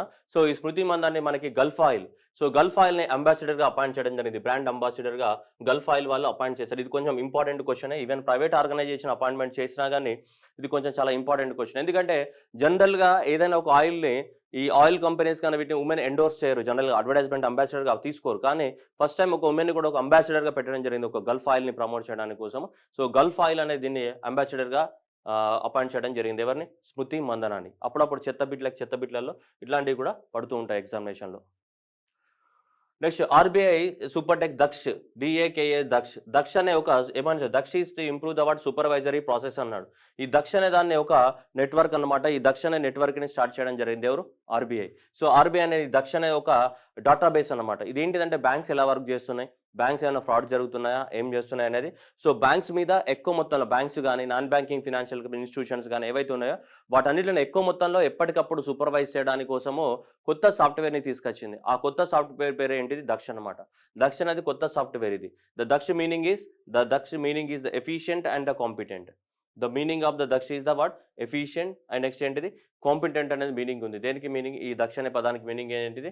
Efficient and competent. So that is the super technological app Daksha, that is to improve the what? Supervisory process. ఎక్కువ మొత్తం లోపల మనకి దాన్ని ఏం చేయాలి? మనకి ఈ సూపర్వైజరీ ప్రాసెస్ని మనం ఎక్కువ మొత్తంలో బ్యాంక్స్ని కానీ ఎన్బిఎఫ్సిని కానీ సూపర్వైజ్ చేయడానికి కోసం ఆర్బీఐ తీసుకొచ్చినటువంటి కొత్త అప్లికేషన్ అనమాట ఇది. ఏది? దక్ష అనేది ఒక సాఫ్ట్వేర్ నేమ్. ఓకేనా? ఇలాంటి క్వశ్చన్ సింపుల్గా అడుగుతాడు. What is Daksh? The word Daksh is in the news. What is Daksh అని అడుగుతాడు. Daksh is a what? A software. So managed and prepared by the RBI to supervise the what? Their organisations. Banks కానీ వీటిని కానీ వాటన్నిటిని కూడా రైట్ వర్క్ చేయడం Daksha. Next యువ 2.0 launch చేసే వాడు ప్రైమ్ మినిస్టర్. యువ అంటే మనలాంటి యంగ్ ఆథర్స్, మీలాంటి యంగ్ ఆథర్స్ ఎవరైతే ఉన్నారో ఆహా అని సో ఎక్కువ మొత్తంలో బుక్స్ రాస్తూ ఉంటారు కదా, ఏమైనా బుక్స్ కానీ రైటింగ్స్ కానీ లేకుంటే నీ లవర్ కోసం కవితలు రాస్తే అట్లాంటివన్నీ ఉంటాయి కదా, అలాంటి యంగ్ ఆథర్స్ అందరినీ కూడా ఎంకరేజ్ చేయడానికి కోసమే ఈ యువ అని తీసుకురావడం జరిగింది. ఈ యువ అంటే మీరు చూడొచ్చు ఇక్కడ young, upcoming and versatile authors అంట. మీ లోపల చాలా దాగి ఉంటాయి కదా versatile authors. Already young, upcoming అంటే వర్సటైల్. మీ వర్సటైల్ ఆథర్స్ అంతా రాజు సార్ క్లాస్లో చూపించారు కదా, పాటలు, నాటకాలు, డాన్సులు. Okay right. So young and upcoming ఏంటి? Versatile authors. మీరంతా కూడా ఎవరైతే సరే రాయడానికి టాలెంట్ అంటే యంగ్ టాలెంటర్స్ ఎవరైతే ఉంటారో ఆ యంగ్ టాలెంట్ అంటే below 30 years of the age ఉండి ఎవరికైనా క్రియేటివ్ థాట్స్ ఉంటాయో, బుక్స్ రాయాలన్న థాట్స్ ఉంటాయో, ఏముంటాయో అలాంటి వాళ్ళని ఎంకరేజ్ చేయడానికి కోసమే ఈ యువ 2.0 అంటే ఆల్రెడీ యువ అంటేనే అది, ఇది రెండవసారి ప్రోగ్రామ్ స్టార్ట్ చేయడం కాబట్టి మనం యువ 2.0 అని చెప్పాం. సో ఈ young and upcoming versatile authors ఎవరైతే ఉంటారో, ఈ యంగ్ వర్సటైల్ అప్కమింగ్ ఆథర్స్ ఎవరైతే ఉంటారో వాళ్ళ కోసం దీన్ని తీసుకురావడం జరిగిందనమాట. వాళ్ళ మీద తొలి బుక్స్ రాయాలి, ఎంకరేజ్ చేయాలి. మరి బుక్స్ రాయడం, ఎంకరేజ్ చేయడానికి ఎవరు ఎంకరేజ్ చేస్తారు? National book trust of India అనేది ఉంటుంది కదా ఒకటి, గవర్నమెంట్ ఆఫ్ ఇండియాకి సంబంధించినటువంటి national book trust of India ఉంటుంది. ఈ నేషనల్ బుక్ ట్రస్ట్ ఆఫ్ ఇండియానే బుక్స్ని పబ్లిష్ చేస్తూ ఉంటుంది. ఈ కొత్త యంగ్ రైటర్స్ ఎవరైతే ఉంటారో అలాంటి వాళ్ళని ఎంకరేజ్ చేస్తుంటారు. అప్పుడప్పుడు నువ్వు కూడా చదువుతుంటావు, you come in red dress, I come in blue dress. Okay, like that. Okay, అయితే ఇప్పుడు పాయింట్ ఏంటిదంటే ఇప్పుడు యువ 2లో గవర్నమెంట్ ఆఫ్ ఇండియా అనేది ఒక థీమ్ ఇచ్చింది. ఆ థీమ్ మీద అంటే ఒక థీమ్ ఇచ్చేసి ఆ థీమ్స్ పైన బుక్స్ రాయమని ఎంకరేజ్ చేస్తుంది. ఆ థీమ్ పేరు ఏంటంటే ఆజాదీకి అమృత్ మహోత్సవ్లో భాగంగా ఈ థీమ్ ఇచ్చారు. ఇది democracy events and the people and the constitutional values and past, present, future అనే పేరుతోటి. ఓకేనా? సో ఈ పేరుతోటి ఈ థీమ్ అనేది ఇవ్వడం జరిగింది. దీనిపైన బుక్స్ రాయమని చెప్తుంది యువ 2.0లో. దేనిపైన? డెమోక్రసీ మీద బుక్స్ రాయమని చెప్తుంది. డెమోక్రసీ మీద నీకున్న ఇన్నోవేటివ్ థాట్స్ ఏమున్నాయి, నీకున్న ఐడియాస్ ఏమున్నాయి, నువ్వు ఏమేం చేయాలనుకుంటున్నావు, నీకు ఇండియా యొక్క 70 సంవత్సరాల అచీవ్మెంట్లో ఏముంది అని చెప్పేసి సో ఈ యువ అనే దాంట్లో మనకి ఈ ప్రోగ్రాంలో ఇంప్లిమెంట్, దీన్ని national book trust of India అనేది ఇంప్లిమెంట్ చేస్తుంది. ఈ థీమ్ తోటి మనకి ఇప్పుడు బుక్స్ అనేది మనకి పబ్లిష్ చేయడం, బుక్స్ రాయమని ఎంకరేజ్ చేస్తుంది. దేంట్లో? యువ 2.0లో prime minister Narendra Modi launch the what? Mentoring of the what? Young authors. Okay, young, upcoming, versatile authors. Wow, 2.0. Okay, ఎగ్జామినేషన్లో very important question. Okay, next prime minister Narendra Modi inaugurated the world first compressed natural gas. Okay, ప్రపంచంలోనే మొట్టమొదటి compressed natural గ్యాస్కి సంబంధించినటువంటి ఒక ప్లాంట్ని మనకి భావనగర్లో చూడండి, compressed natural gas terminal ఎక్కడ అన్నాడు? భావనగర్లో మనకు స్టార్ట్ చేశారంట. ఇదంతా గుజరాత్ కనుక మనకు తీసుకుంటే ఇక్కడ భరూచ్, ఇక్కడ గుజరాత్ అంతా కూడా ఏంటి? భావనగర్. సో గుజరాత్లో ఉన్నటువంటి భావనగర్లో మనకి వరల్డ్స్ ఫస్ట్ కంప్రెస్డ్ సిఎన్జి అని చెప్తుంటాం కదా, సిఎన్జికి సంబంధించినటువంటి టెర్మినల్ని స్టార్ట్ చేశారు. అట్లాగే ఒక రీజనల్ సైన్స్ సెంటర్ని కూడా స్టార్ట్ చేయడం జరిగింది భావనగర్లో. అండ్ ఈ రీజనల్ సైన్స్ సెంటర్ కన్నా కూడా ఈ పైన ఉన్నటువంటిది ఎటు మోస్ట్ ఇంపార్టెంట్ అమ్మ బుజ్జి బంగారాలు ఇక్కడ ఉంది చూడండి. The world first compressed natural gas, ఇది వెరీ ఇంపార్టెంట్ క్వశ్చన్. సో భావనగర్లో స్టార్ట్ చేయడం జరిగింది 5,200 కోట్లతోటి. సో మనకి ఇక్కడ భావనగర్ పోర్ట్ లోపల స్టార్ట్ చేయడం జరిగింది. Very important, world's first compressed natural gas. ఓకేనా, రైట్. మళ్ళీ ఏమన్నాడు, నవీన్ పట్నాయక్ సార్ లాంచ్ చేసిండు. ఏం లాంచ్ చేసిండు, అందరూ ఫుట్బాల్ ఆడండి అని చెప్పేసి. Okay, next football for all. Football for all అనే ఇనిషియేటివ్ని లాంచ్ చేయడం జరిగింది. So Naveen Patnaik launch the what India's first. So FIFA initiated the what, FIFA అంటే ఫస్ట్ తెలవాలి మనకి. సో ఈ football federation of the world ఉంటుంది కదా, వరల్డ్ మొత్తంలో మనకు ఫుట్బాల్ని ప్రమోట్ చేసేది ఫిఫా, జూరీస్లో ఉంటుంది మనకి ఫిఫా అనేది. సో జూరీస్ మనకి ఇక్కడ ఉంటుంది, మనకి ఇక్కడ చూడండి, ఇక్కడ FIFA president is the what, so Gianni Infantino. And next వచ్చేసి జూరీస్ స్విట్జర్లాండ్లో ఉంటుంది. ఏది ఫిఫా. ఈ ఫిఫా అనేది మనకి సో ప్రపంచం మొత్తంలో దేన్ని ఫుట్బాల్ని ప్రమోట్ చేస్తుంటుంది, వరల్డ్ కప్లు కండక్ట్ చేయడం ఇవన్నీ చేస్తుంటుంది ఫిఫా. ఆ ఫిఫా వాళ్ళు ఏం చేస్తారంటే ఎక్కువ మొత్తంలో ఇంకా ఫుట్బాల్ని ప్రపంచం మొత్తం ప్రమోట్ చేయడానికి కోసము ఇనిషియేటివ్ని తీసుకొచ్చారు. ఆ ఇనిషియేటివ్ని స్టార్ట్ చేసినటువంటి మొదటి రాష్ట్రం ఏది అంటే మన భారతదేశంలో ఇదే. ఏది మనకి ఒరిస్సా అనేది. ఫుట్బాల్ ఫర్ ఆల్ ఇనిషియేటివ్ని లాంచ్ చేసినటువంటి మొదటి రాష్ట్రం to promote the what sports among the what school childrens in the what Orissa. This is the first such programme by the what International Federation Association of the football. Okay, so ఇలా football for all అనే ఇనిషియేటివ్ని launch చేసినటువంటి మొదటి. ఈ football for all initiative ఎవరిది, FIFA యొక్క ఇనిషియేటివ్. FIFA ఎక్కడ ఉంది, జూరిచ్ స్విట్జర్లాండ్లో ఉంది. సో భారతదేశంలో ఫుట్బాల్ ఫర్ ఆల్ ఇనిషియేటివ్ని లాంచ్ చేసినటువంటి మొదటి రాష్ట్రం ఏది మనకి, ఒడిస్సానే మొదటి రాష్ట్రము. Andaman Nicobar islands is the first union territory to achieve the what 100% coverage of the precautionary dose. Precautionary dose ఏంటిదంటే బూస్టర్ డోస్ అన్నమాట. నువ్వు వ్యాక్సిన్ అనేది ఫస్ట్ డోస్ తీసుకున్నావు అంటే సెకండ్ డోస్ తీసుకున్నావు, 2 డోసులు అయిపోయినాయి. 2 డోసులు అయిపోయినాక 6 నెలల తర్వాత మళ్ళీ 3rd డోస్ తీసుకుంటావు కదా, ఎక్స్ట్రా డోసు, దాన్ని బూస్టర్ డోస్ అంటున్నావా లేదా? ఆ బూస్టర్ డోస్నే మనం ఏమంటాం జనరల్గా, ప్రికాషనరీ డోస్ అంటాం. ఇలా మొత్తం కూడా ప్రికాషనరీ డోస్ని కూడా మొత్తం కంప్లీట్ చేసినటువంటి యూనియన్ టెరిటరీగా చరిత్రలోకి ఎక్కింది ఇది Andaman Nicobar islands. Andaman Nicobar islands became the first union territory to achieve the 100% coverage of the what precautionary dose అనేది కంప్లీట్ చేసింది. ఇది కార్బోవాక్స్ కానీ నెక్స్ట్ కోవిషీల్డ్ కానీ 2 మిక్స్ చేసి దంచి కొట్టినారు, వ్యాక్సిన్ కూచి పడేసినారు. అలా 100% అనేది అచీవ్ చేసినటువంటి మనకి యూనియన్ టెరిటరీ. ఏది ప్రికాషనరీ అంటే ఫస్ట్ డోస్, సెకండ్ డోస్ తర్వాత 3rd డోస్ అంటే బూస్టర్ డోస్ ఇచ్చినటువంటి మొదటి యూనియన్ టెరిటరీ, అందరికీ ఇచ్చి పడేసిరట. Prime Minister Narendra Modi received the copy of the what Braille version of the what Assam's dictionary, that is known as what Himkosh. Himkosh అనేది మనకి ఈ ఏమంటారు గుడి వాళ్ళు, blind people. So blind people Braille లిపితో చదువుతుంటారు కదా, ఆ బ్రైలీ లిపితోటి వాళ్ళు కూడా అక్షరాలు గుర్తుపట్టాలి కదా. సో వాళ్ళు కూడా ఈ బ్రైలీ లిపితోటి ఉంటాయి కదా, చిన్న చిన్న డాట్స్ ఉన్నాయి లేదా, ఈ డాట్స్ ద్వారా వాటిని ఏం గుర్తుపడతారు, వాళ్ళు కూడా అక్షరాలని గుర్తుపడుతుంటారు ఈ డాట్స్ తోటి. బ్రైలీ స్క్రిప్ట్ ఏదైతే ఉందో ఈ బ్రైలీ స్క్రిప్ట్ తోటి మనకి ఇలా అక్షరాలు గుర్తుపడుతూ ఉంటారు. సో అలా ఫస్ట్ టైం మనకి అస్సాం లాంగ్వేజ్కి చెందినటువంటి సో ఈ ఎవరైతే బ్లైండ్ పీపుల్ ఉంటారో వాళ్ళకి బ్రైలీ స్క్రిప్ట్ని ప్రిపేర్ చేయడం జరిగింది. సో అస్సాం డిక్షనరీని తయారు చేస్తారు, ఒక అస్సాం లాంగ్వేజ్లో డిక్షనరీని తయారు చేయడం జరిగింది. Himkosh is the what first so etymological dictionary of the what Assamese language based on the Sanskrit spellings was created by Hemachandra Barua. చూడండి, Hemachandra Barua published in the 1990. So it was the first earliest Assami dictionaries back to the what 19th century. ఏదైతే already dictionary ఉందో ఆ డిక్షనరీనే ఇప్పుడు convert చేస్తారు దేంట్లోకి, Braille లాంగ్వేజ్లోకి convert చేయడం జరిగింది, Braille స్క్రిప్ట్లోకి దాన్ని. ఓకేనా. సో అందుకోసం ఎగ్జామినేషన్లో ఈ సొల్లంది అడగకుండా అడుగుతాడు. ఇక్కడ ఈ మధ్యన న్యూస్లో ఉంది ఇది హెమ్కోష్. సో హెమ్కోష్ అంటే ఏంటిది అని అడుగుతాడు, ఇది మనకు కావాలి. హెమ్కోష్ అంటే ఏంటిది, ఇంతకుముందు చెప్పాం కదా సాఫ్ట్వేర్, ఆర్బీఐ స్టార్ట్ చేసిన సాఫ్ట్వేర్ ఏంటిది, దక్ష అంటే ఏంటిది, హెమ్కోష్ అంటే ఏంటిది, ఇట్లాంటివన్నీ అడుగుతుంటాడు ఎగ్జామినేషన్లో. కన్ఫ్యూజ్ అవ్వకుండా క్లారిటీగా ఆన్సర్ పెట్టాలి బంగారాలు. ఓకేనా. నెక్స్ట్ వచ్చేసి గోధి.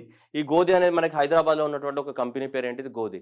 ఇప్పుడు అంతా కూడా ఎలక్ట్రిక్ వెహికల్స్ ఇవన్నీ నడుస్తున్నాయి కదా, ఎలక్ట్రిక్ వెహికల్స్ ఇవన్నీ వస్తున్నాయి కదా, అందువల్ల మనకి ఏం చేశారంటే 3000 ఫారడేస్ కెపాసిటీ ఉన్నటువంటి ఒక సూపర్ కెపాసిటర్ని తయారు చేశారు వీళ్ళు. 300 కెపాసిటీ ఉన్నటువంటి ఒక సూపర్ కెపాసిటర్ని తయారు చేశారు వీళ్ళు. ఎవరు, ఈ గోధి హైదరాబాద్ కంపెనీ. అయితే సూపర్ కెపాసిటర్ అంటే ఏంటిదంటే ఏదైతే ఎనర్జీని స్టోర్ చేసి దాన్ని ఎలక్ట్రోకెమికల్ ఎనర్జీగా మనకి ఎప్పటికప్పుడు స్టోర్ చేస్తుంటుంది, మళ్ళీ ఎనర్జీని రిలీజ్ చేస్తుంటుంది. సో మీరండి, a super capacitor is a device which stores and the what releases the what electrochemical energy. మనకి ఎలక్ట్రిక్ వెహికల్స్లలో ఉండేటివన్నీ కూడా ఇవే. అలా మనకి ఈ సూపర్ కెపాసిటర్ని అంటే 3000 ఫారడేస్ కెపాసిటీ ఉన్నటువంటి ఒక సూపర్ కెపాసిటర్ని మనకు తయారు చేసింది ఏ కంపెనీ? ఈ గోడి ప్రైవేట్ లిమిటెడ్ అనేది హైదరాబాద్కి చెందినటువంటి కంపెనీ తయారు చేయడం జరిగింది. అట్లాగే ఈ గోది కంపెనీ అనేది Godi was the what India's first company in India to get the what Bureau of Indian Standard recognisation to manufacture the what lithium ion batteries with indigenous technology. భారతదేశం లోపల సో లిథియం అయాన్ బ్యాటరీస్ని తయారు చేయడానికి కోసము Bureau of Indian Standard నుంచి so authentication పొందినటువంటి first company ఇదే Godi company. దాంతోపాటు ఇప్పుడు 3000 ఫారడేస్ కెపాసిటీ ఉన్నటువంటి సూపర్ కెపాసిటర్ని తయారు చేసినటువంటి ఇది కూడా ఇదే. ఎవరు? మన గోది ఇండియా ప్రైవేట్ లిమిటెడ్. ఓకేనా? హైదరాబాద్లో ఉంది. Very important. ఫౌండర్ వచ్చేసి Mahesh. Okay. Next Haryana develop the what world largest safari park in 10,000 acres. 10,000 ఎకరాలలో మనకి పెద్ద ఆరావళి రేంజెస్లో మనకి ఆరావళి రేంజెస్ ఇక్కడ మనకి ఇలా తీసుకుంటే మనకి హర్యానా కానీ ఇట్లా తీసుకుంటే మనకి ఇక్కడ ఏదో కనిపిస్తలేదు మనకి చిట్టి చిలుకలు ఇక్కడ నుంచి ఇక్కడ వరకు. సో ఇక్కడ నుంచి ఇక్కడ వరకు రాజస్థాన్ కానీ హర్యానా కానీ ఈ ఢిల్లీ కానీ సో ఇక్కడ వరకు మనకి మొత్తం కూడా ఆరావళి రేంజెస్ అనేవి విస్తరించి ఉన్నాయి దాదాపు ఇక్కడ నుంచి రాజస్థాన్ కానీ హర్యానా ఢిల్లీ వరకు. సో ఈ హర్యానాలోని సో ఈ ఆరావళి రేంజెస్ ఏవైతే ఉన్నాయో సరే ఇలా కనిపిస్తలేనట్టుంది మీకు, ఒక నిమిషం ఆగండి. ఓకే, ఇప్పుడు చూద్దాం ఇక్కడ. సో మనకు చాలా మంది ఏంటిదంటే ఆరావళి రేంజెస్ అంటే ఓన్లీ మనకి ఇక్కడే ఉన్నాయి అనుకుంటారు. ఎక్కడ? గుజరాత్లో రాజస్థాన్లో ఉన్నాయి అనుకుంటారు. కానీ ఇవి ఆల్మోస్ట్ గుజరాత్ నుంచి, రాజస్థాన్ నుంచి అండ్ హర్యానా నుంచి అండ్ ఇక్కడ ఢిల్లీ వరకు విస్తరించి ఉన్నాయి. ఏంటి? ఆరావళి రేంజెస్ అంటే ఇంత పెద్దలు. మన అందరికీ తెలుసు Aravalli ranges are old folded mountains of the India. దాదాపు 560 మిలియన్ సంవత్సరాల క్రితం ఫామ్ అయినాయి. ఏవి? ఈ ఆరావళి రేంజెస్. సో ఈ హర్యానాలోని ఈ ఆరావళి రేంజెస్ ఏవైతే ఇక్కడ ఉన్నాయో ఈ హర్యానాలోని ఆరావళి రేంజెస్లోనే దాదాపు 10,000 ఎకరాలలో ఎంత? 1 కాదు 2 కాదు 4 సున్నాలు పెట్టాలమ్మా. సో కాబట్టి ఈ 10,000 ఎకరాలలో మనకి సఫారీ పార్క్ని ఫామ్ చేస్తున్నారు. World largest safari park. World's largest safari park. ఇక ఏం చేయాలి దాంట్లో? సో ఇక గర్ల్ ఫ్రెండ్ పెట్టుకొని తిరగాలన్నమాట. ఓకేనా? అలా వెహికల్లో ఎక్కి. ఓకే, దానికోసం మనకి ఫామ్ చేస్తున్నారు. సో ఇక్కడ Haryana develop the world largest safari park. World largest safari park చూడండి ఇక్కడ. వరల్డ్ లార్జెస్ట్ ఎక్కడ పోయింది? ఇక్కడ. Okay, world largest jungle safari park వారు కవరింగ్ ఏంటంట 10,000 ఎకరాలలో. ఎక్కడ అంట చూడండి, గురుగావ్ అండ్ ఇక్కడ next Nuh districts of the Haryana. ఇది ఎక్కడమ్మా? ఇక్కడ ఇంపార్టెంట్ క్వశ్చన్ ఉంది. ఆరావళి రేంజెస్లో. ఎక్కడ? ఆరావళి రేంజెస్లో. మరి ఇంత 10,000 ఎకరాల కన్నా కూడా ఆల్మోస్ట్ మనకు 2,000 ఎకరాలలో ఆల్రెడీ ఉంది. 2,000 ఎకరాలలో ఎక్కడ ఉంది అంటే Sharjah safari park. Sharjah safari park Dubai దగ్గర యునైటెడ్ అరబ్ ఎమిరేట్స్ మనకి షార్జా సిటీలో ఉంది. అది 2,000 ఎకరాలలో నిర్మించడం జరిగింది. ప్రపంచంలో ఇది 2022లో ఓపెన్ అయింది. ఇదే ఇప్పటివరకు మనకి లార్జెస్ట్ అనమాట జనరల్గా సఫారీ పార్క్ చూసుకుంటే మానవ నిర్మితమైనటువంటి సఫారీ పార్కులలో. సో ఇది 2,000 ఎకరాలలో నిర్మించడం. దానికన్నా 5 టైమ్స్ హయ్యర్. ఇది 10,000 ఎకరాలు కదా. So already Sharjah safari park అనేది ఉంది. ఎక్కడ? యుఏఈ దుబాయ్లో ఉంది. అది 2,000 ఎకరాల్లో ఉంది. సో ఇది 10,000 ఎకరాలలో ఆరావళి రేంజెస్ లోపల మొత్తం మంచిగా రోడ్లు వేసేసి వెహికల్స్ వేసేసి యానిమల్స్ని వదిలేసి ఇక తిరుగు ఊరేగి అని చెప్పి పెద్దగా కడుతున్నారు అనమాట. ఇది పార్క్ కడుతున్నారు. సో వరల్డ్స్ లార్జెస్ట్ ఏంటిది? Safari park. ఎక్కడ? హర్యానాలో. ఎక్కడమ్మా? హర్యానాలో ఆరావళి రేంజెస్లో. నెక్స్ట్ మనకి ఫస్ట్ ఓకే మన ద్రౌపది ముర్ము గారు, మన president of India, first citizen of India Draupadi Murmu గారు మనకు ఐఐటి గౌహతిలో ఇక్కడ ఏంటిది? ఐఐటి గౌహతిలో మనకు ఒక సూపర్ కంప్యూటర్ని ఓపెన్ చేయడం జరిగింది. దాన్ని పరం Kamarupa. Okay, Param Kamrupa it the state of the art super computer. So that was manufactured under the national super computing mission. So దాంట్లో భాగంగా భారతదేశంలో చాలా సూపర్ కంప్యూటర్స్ వచ్చినాయి. పరం పోరుల్ అని, పరం సయోగ్ అని, పరం శివాయ్ అని, ఇలా చాలా సూపర్ కంప్యూటర్స్ రోజు నెలకు ఒక సూపర్ కంప్యూటర్ రిలీజ్ చేస్తూనే ఉంది. దాంట్లో భాగంగా ఇప్పుడు మనకి సో పరం కామరూప్ అనేది ఇక్కడ ఐఐటి గౌహతిలో మనకి ద్రౌపది ముర్ము గారు ఇనాగ్రేట్ చేయడం జరిగింది. దేన్ని? ఈ సూపర్ కంప్యూటర్ అనేది Param Kamarupa. Okay. Next south Indian banks centres world's records for the what 101 oonjals. ఊంజల్స్ అంటే ఊయలలూగడం. ఊయలలూగడం. ఓకేనా? So oonjal that is the seat and the swing together. Seat and swing together. ఇక 101 ఊయలలట కోచిలో ఇట్లా అందరు ఊయలలు కట్టేసి ఊయల్లో అందరు 101 ఊయలలు కట్టిరట. 101 ఊయలలు కట్టేసి ఆ 101 ఊయలలో అందరూ ఒకేసారి కూర్చోవడం, అందరూ ఒకేసారి ఊంజల్ అని ఊగిర్రట మొత్తం. అందువల్ల అదేమైంది వరల్డ్ రికార్డ్‌లోకి ఎక్కిందంట. ఓకేనా? ఈ ఈవెంట్‌ని ఆర్గనైజ్ చేసిన అది ఊయలల్లో కూడా ఆర్గనైజ్ చేసిన వాళ్ళు ఎవరు మనకి సౌత్ ఇండియన్ బ్యాంక్ అనేది ఆర్గనైజ్ చేయడం జరిగింది ఊంజల్. సో కాబట్టి south Indian bank enters into the world book of the records for the 101 oonjals. That is the south Indian bank bagged the world record for the organising first of its kind category event. So ఊంజల్ 101 ఊంజల్స్ కోచిలో organise చేయడం జరిగింది. Next Tamil Nadu notifies the India's first sanctuary for the endangered అంటే అంతరించిపోవడానికి దగ్గరగా ఉంది అని. దీనికి దీన్ని కాపాడలేకపోతే ఇదేంటంటే అంతరించిపోతుంది. అంతరించడానికి దగ్గరగా ఉన్న వాటినే ఏమంటారమ్మా ఎండేంజర్డ్ స్పీసీస్ అంటారు. ఇంకా వాటి నంబర్ అనేది 150 కన్నా తగ్గిపోయింది అనుకో అప్పుడు క్రిటికల్లీ ఎండేంజర్డ్ అంటావు. ఆ తర్వాత ఎక్స్టింక్ట్ ఇన్ వైల్డ్ అంటావు. ఆ తర్వాత భూమి నుంచి అంతరించిపోయింది అంటావు.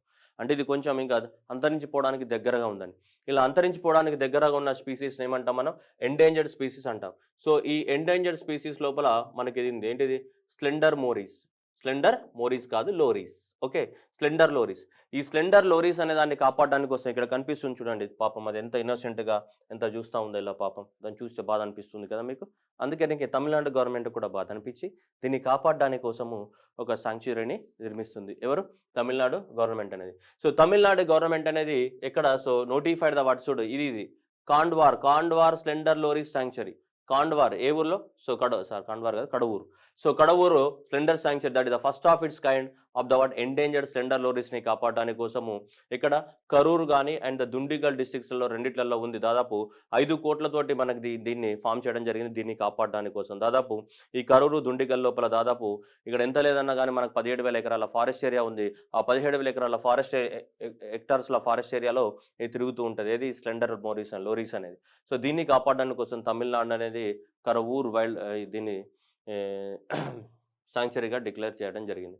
అది ఇంపార్టెంట్ మరి. కడవూర్ ఇది CADEVUR కడవూర్ ఏంటిది కడవూర్. ఇది ఇంపార్టెంట్ అమ్మ. ఓకేనా?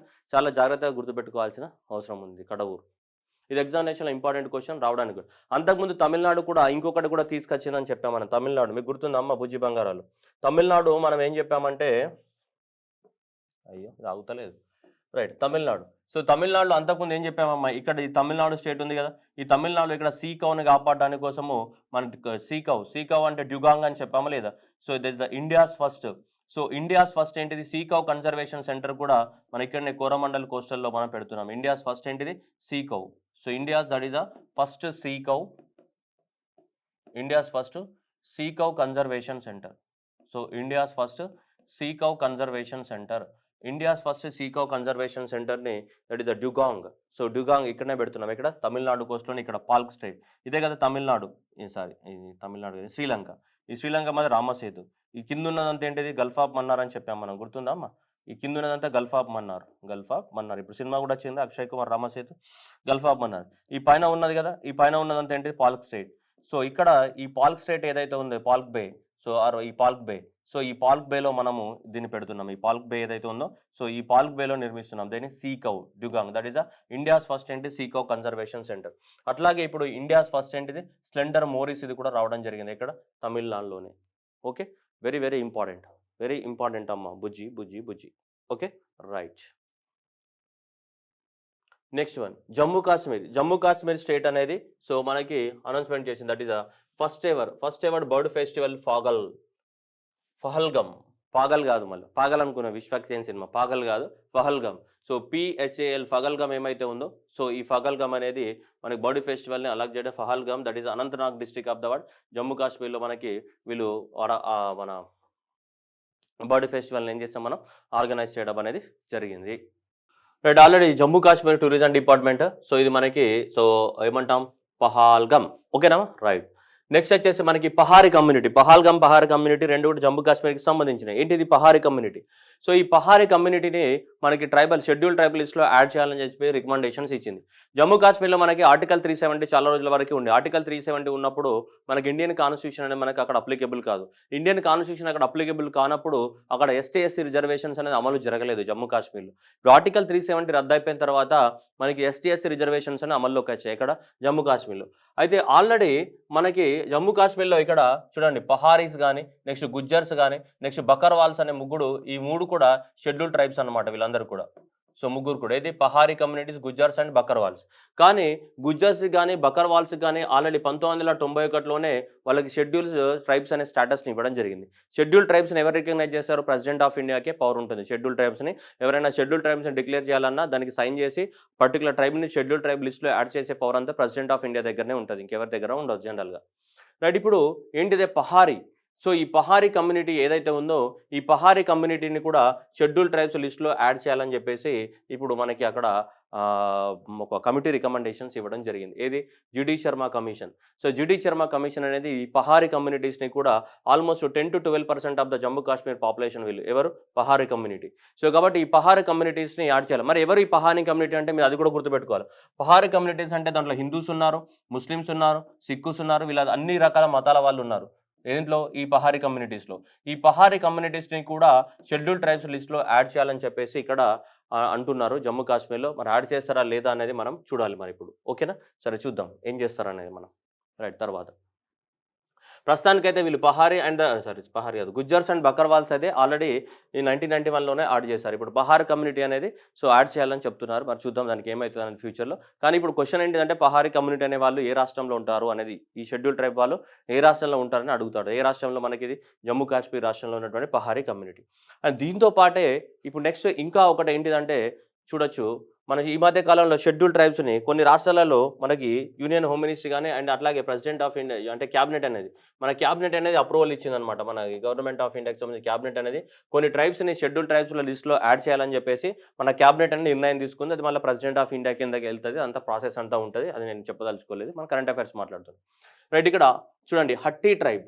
సో హట్టి ట్రైబ్ నుంచి హిమాచల్ ప్రదేశ్ కానీ, next Narikoravan and the Kurivikkaran from the word Tamil Nadu కానీ, and the Binjhia from the word Chhattisgarh కానీ, ఈ నాలుగిట్లను కూడా మనకి షెడ్యూల్ ట్రైబ్ లిస్ట్లో యాడ్ చేయాలని చెప్పేసి క్యాబినెట్ అప్రూవ్ చేయడం జరిగింది. కాబట్టి డైరెక్ట్గా మ్యాచ్ ద ఫాలోయింగ్ క్వశ్చన్ కూడా అడగడానికి ఛాన్స్ ఉంది. ఈ 4 ట్రైబ్స్ ఇది ఏంటిది? హట్టి ట్రైబ్స్. సో ఈ హట్టి ట్రైబ్స్ ఎక్కడ? మనకి హిమాచల్ ప్రదేశ్ నుంచి కానీ, నెక్స్ట్ నరికోవరన్ కానీ, నెక్స్ట్ ఏంటిది? కురివక్కరన్ కానీ. సో ఇవి రెండు కూడా తమిళనాడు నుంచి. నెక్స్ట్ వచ్చేసి బింజియా కమ్యూనిటీ. నెక్స్ట్ ఏంటిది? బింజియా కమ్యూనిటీ కానీ ఎక్కడ నుంచి? మనకి ఛత్తీస్గఢ్ నుంచి కానీ. ఈ నాలుగిట్లను కూడా షెడ్యూల్ ట్రైబ్ లిస్ట్లో యాడ్ చేయాలని చేసి క్యాబినెట్ అనేది అప్రూవ్ చేయడం జరిగింది సో రీసెంట్గానే. సో కాబట్టి అది మనం గుర్తుపెట్టుకోవాల్సిన అవసరం ఉంది. ఇది పొలిటికల్ ప్రాసెస్ మనకు అవసరం లేదు ఇక్కడ. వీళ్ళు ఏ రాష్ట్రం వాళ్ళకి చెందిన ట్రైబ్స్ అనేది మనకి ఇంపార్టెంట్. హట్టి ట్రైబ్స్ హిమాచల్ ప్రదేశ్ కానీ, బింజియా ఛత్తీస్గఢ్ కానీ ఇలా మనం చేయడం జరిగింది.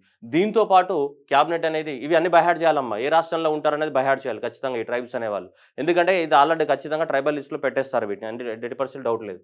సో అందువల్ల నెక్స్ట్ వచ్చేసి ఇవి క్యాబినెట్ అనేది ఇంకో దానికి కూడా అప్రూవల్ ఇవ్వడం జరిగింది. క్యాబినెట్ వేటికి అప్రూవల్ ఇచ్చిందంటే ఉత్తరప్రదేశ్లోని 13 జిల్లాలలో కొంతమంది మనకి షెడ్యూల్ క్యాస్ట్ లిస్ట్లో ఉన్నారు. వాళ్ళని షెడ్యూల్ క్యాస్ట్ లిస్ట్లో నుంచి మనకి షెడ్యూల్ ట్రైబ్ లిస్ట్లోకి మార్చడం జరిగింది. ఎవరంటే ఈ 5 సబ్ కేటగిరీస్ ఉన్నారు. 5 sub categories of the Gond community.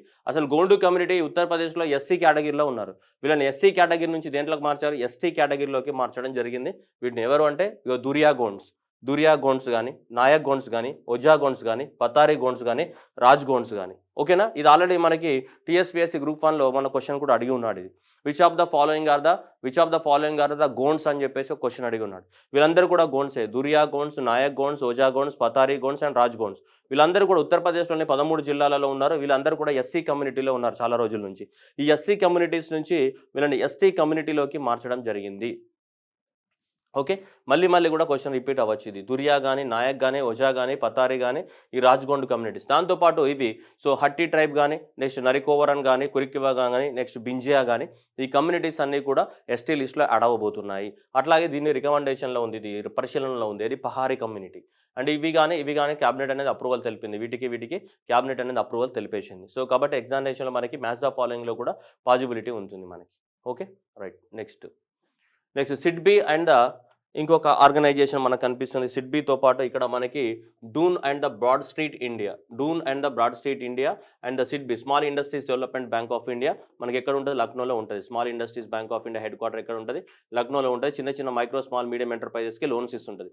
వీళ్ళిద్దరు కలిసి SIDBI and Dun and broad street అనే ఆర్గనైజేషన్ కలిపి మనకి sustainable index for the word micro small medium ఎంటర్ప్రైజెస్కి, మైక్రో స్మాల్ మీడియం ఎంటర్ప్రైజెస్కి సంబంధించినటువంటి ఒక సస్టైనబుల్ డెవలప్మెంట్ ఇండెక్స్ని లాంచ్ చేస్తారంట. సస్టైనబుల్ ఇండెక్స్ని లాంచ్ చేయబోతున్నారు. వీటికి సంబంధించి మైక్రో స్మాల్ మీడియం ఎంటర్ప్రైజెస్కి ఏ బేసిస్ పైన, క్వార్టర్లీ బేసిస్ పైన 3 నెలలకు ఒకసారి లాంచ్ చేయబోతున్నారు. 3 నెలలకు ఒకసారి మనకి మైక్రో స్మాల్ మీడియం ఎంటర్ప్రైజెస్ ఎలా పనిచేస్తున్నాయనే దానికి సంబంధించి మనకి ఇది ఒకటి లాంచ్ చేస్తారంట. మైక్రో స్మాల్ మీడియం ఎంటర్ప్రైజెస్కి సంబంధించి ఒక దాదాపు భారతదేశంలో ఉన్నటువంటి ఒక 250 మైక్రో స్మాల్ మీడియం ఎంటర్ప్రైజెస్ తీసుకొని ఎవ్రీ క్వార్టర్ అవి ఎలా వర్క్ చేస్తున్నాయి, వాటి యొక్క బిజినెస్ ఎలా జరుగుతుంది, ఏంది వాటి కథ కార్ఖానా ఇవన్నిటికి సంబంధించినటువంటి ఒక ఇండెక్స్ని రిలీజ్ చేస్తారంట.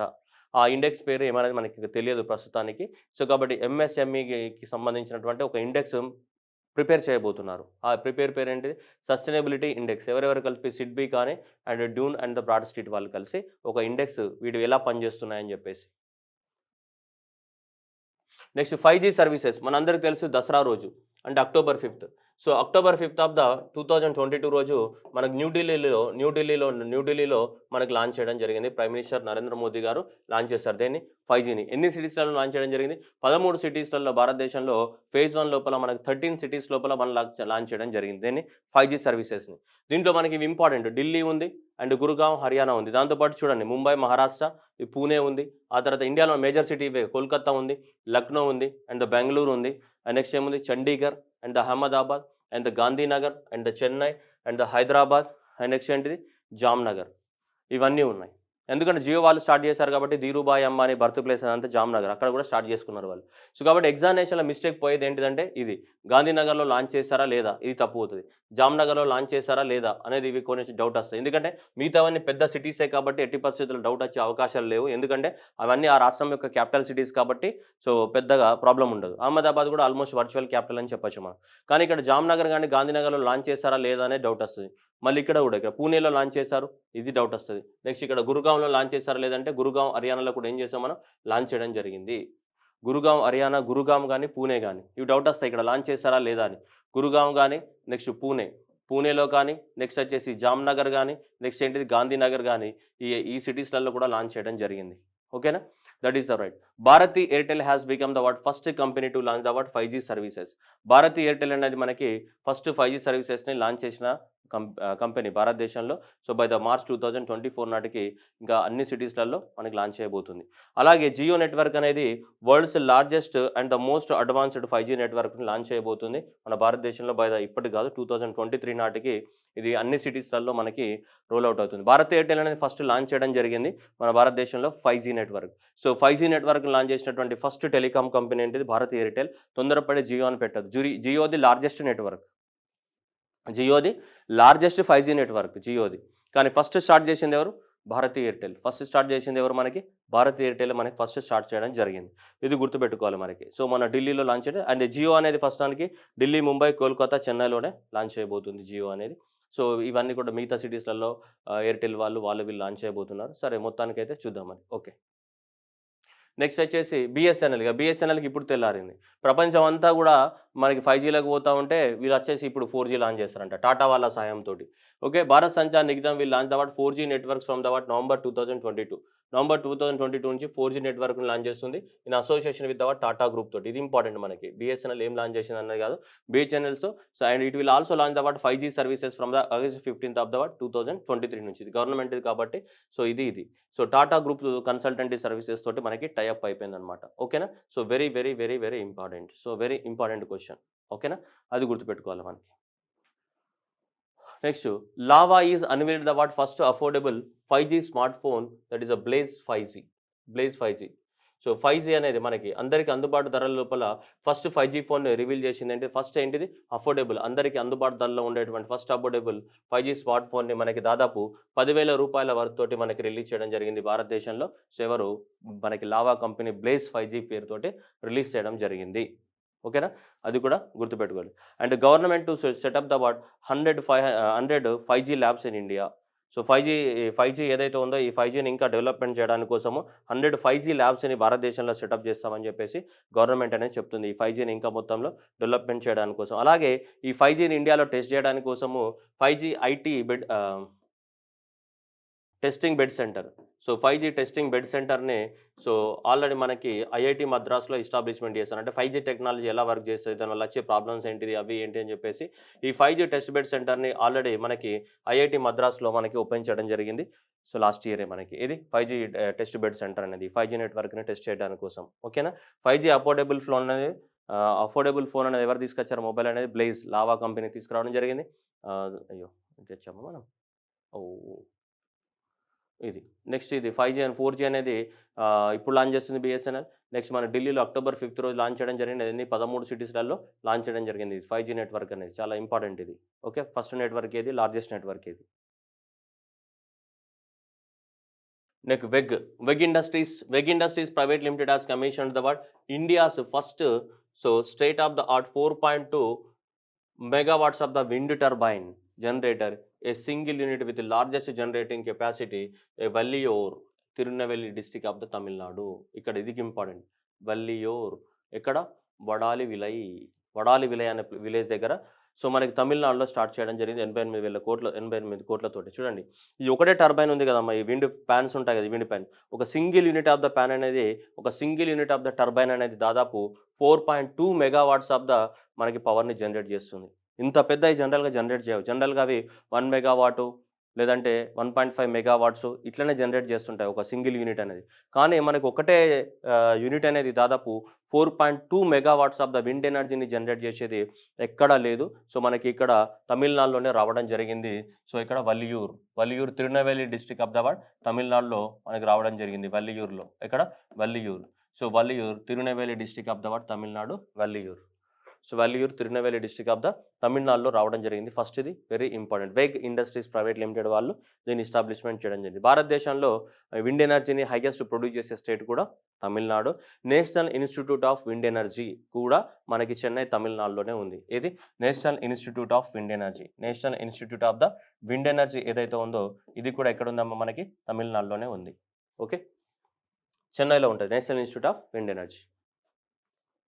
Next, India becomes the world's largest producer. India became the world's largest producer and consumer, second largest exporter of the sugar, and almost more than 500 lakh metric tons అనేది ప్రొడక్షన్ జరిగింది.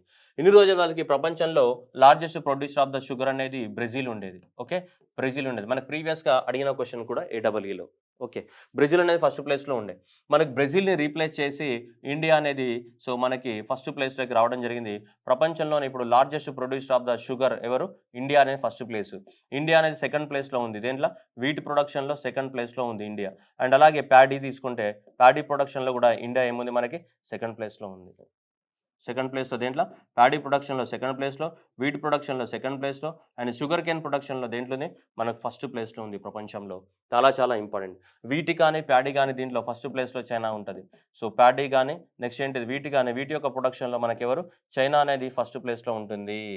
మనకి ప్యాడీ వీటిలో India second place, and షుగర్లో కూడా ఇంతకుముందు మనం లేకుండేది, ఇప్పుడు షుగర్లో first ప్లేస్లోకి రావడం జరిగింది. బ్రెజిల్ని రీప్లేస్ చేసి మన ఫస్ట్ ప్లేస్లోకి రావడం జరిగింది. ఇది ఇంపార్టెంట్ ఎగ్జామినేషన్. మరి ఈ షుగర్లో ప్రపంచంలోనే మార్పులు కాదు, ఇండియాలో కూడా మార్పులు జరిగినాయి. అంతకుముందు ఇండియాలో షుగర్ లార్జెస్ట్ ప్రొడ్యూసర్ ఉత్తరప్రదేశ్ ఉండేది. సో ఈ సంవత్సరం నుంచే ఉత్తరప్రదేశ్ని రీప్లేస్ చేసి Maharashtra he became the largest producer of the sugar cane in India. అంతకుముందు ఉత్తరప్రదేశ్ ఉండేది. సో కాబట్టి ప్రపంచంలో ర్యాంకు మారింది, ఇండియాలో కూడా ర్యాంకు మారింది. సో ప్రపంచంలో ఎవరు వచ్చారు? మనకి షుగర్ కేన్ లార్జెస్ట్ ప్రొడ్యూసర్ వచ్చేసి మనకి ఇండియా అనేది ఫస్ట్ ప్లేస్లో ఉంది. అంతకుముందు ఇక్కడ కూడా ఉత్తరప్రదేశ్ ఉండేది. సో ఉత్తరప్రదేశ్ని రీప్లేస్ చేసి ఎవరు వచ్చారు? మహారాష్ట్ర రావడం జరిగింది.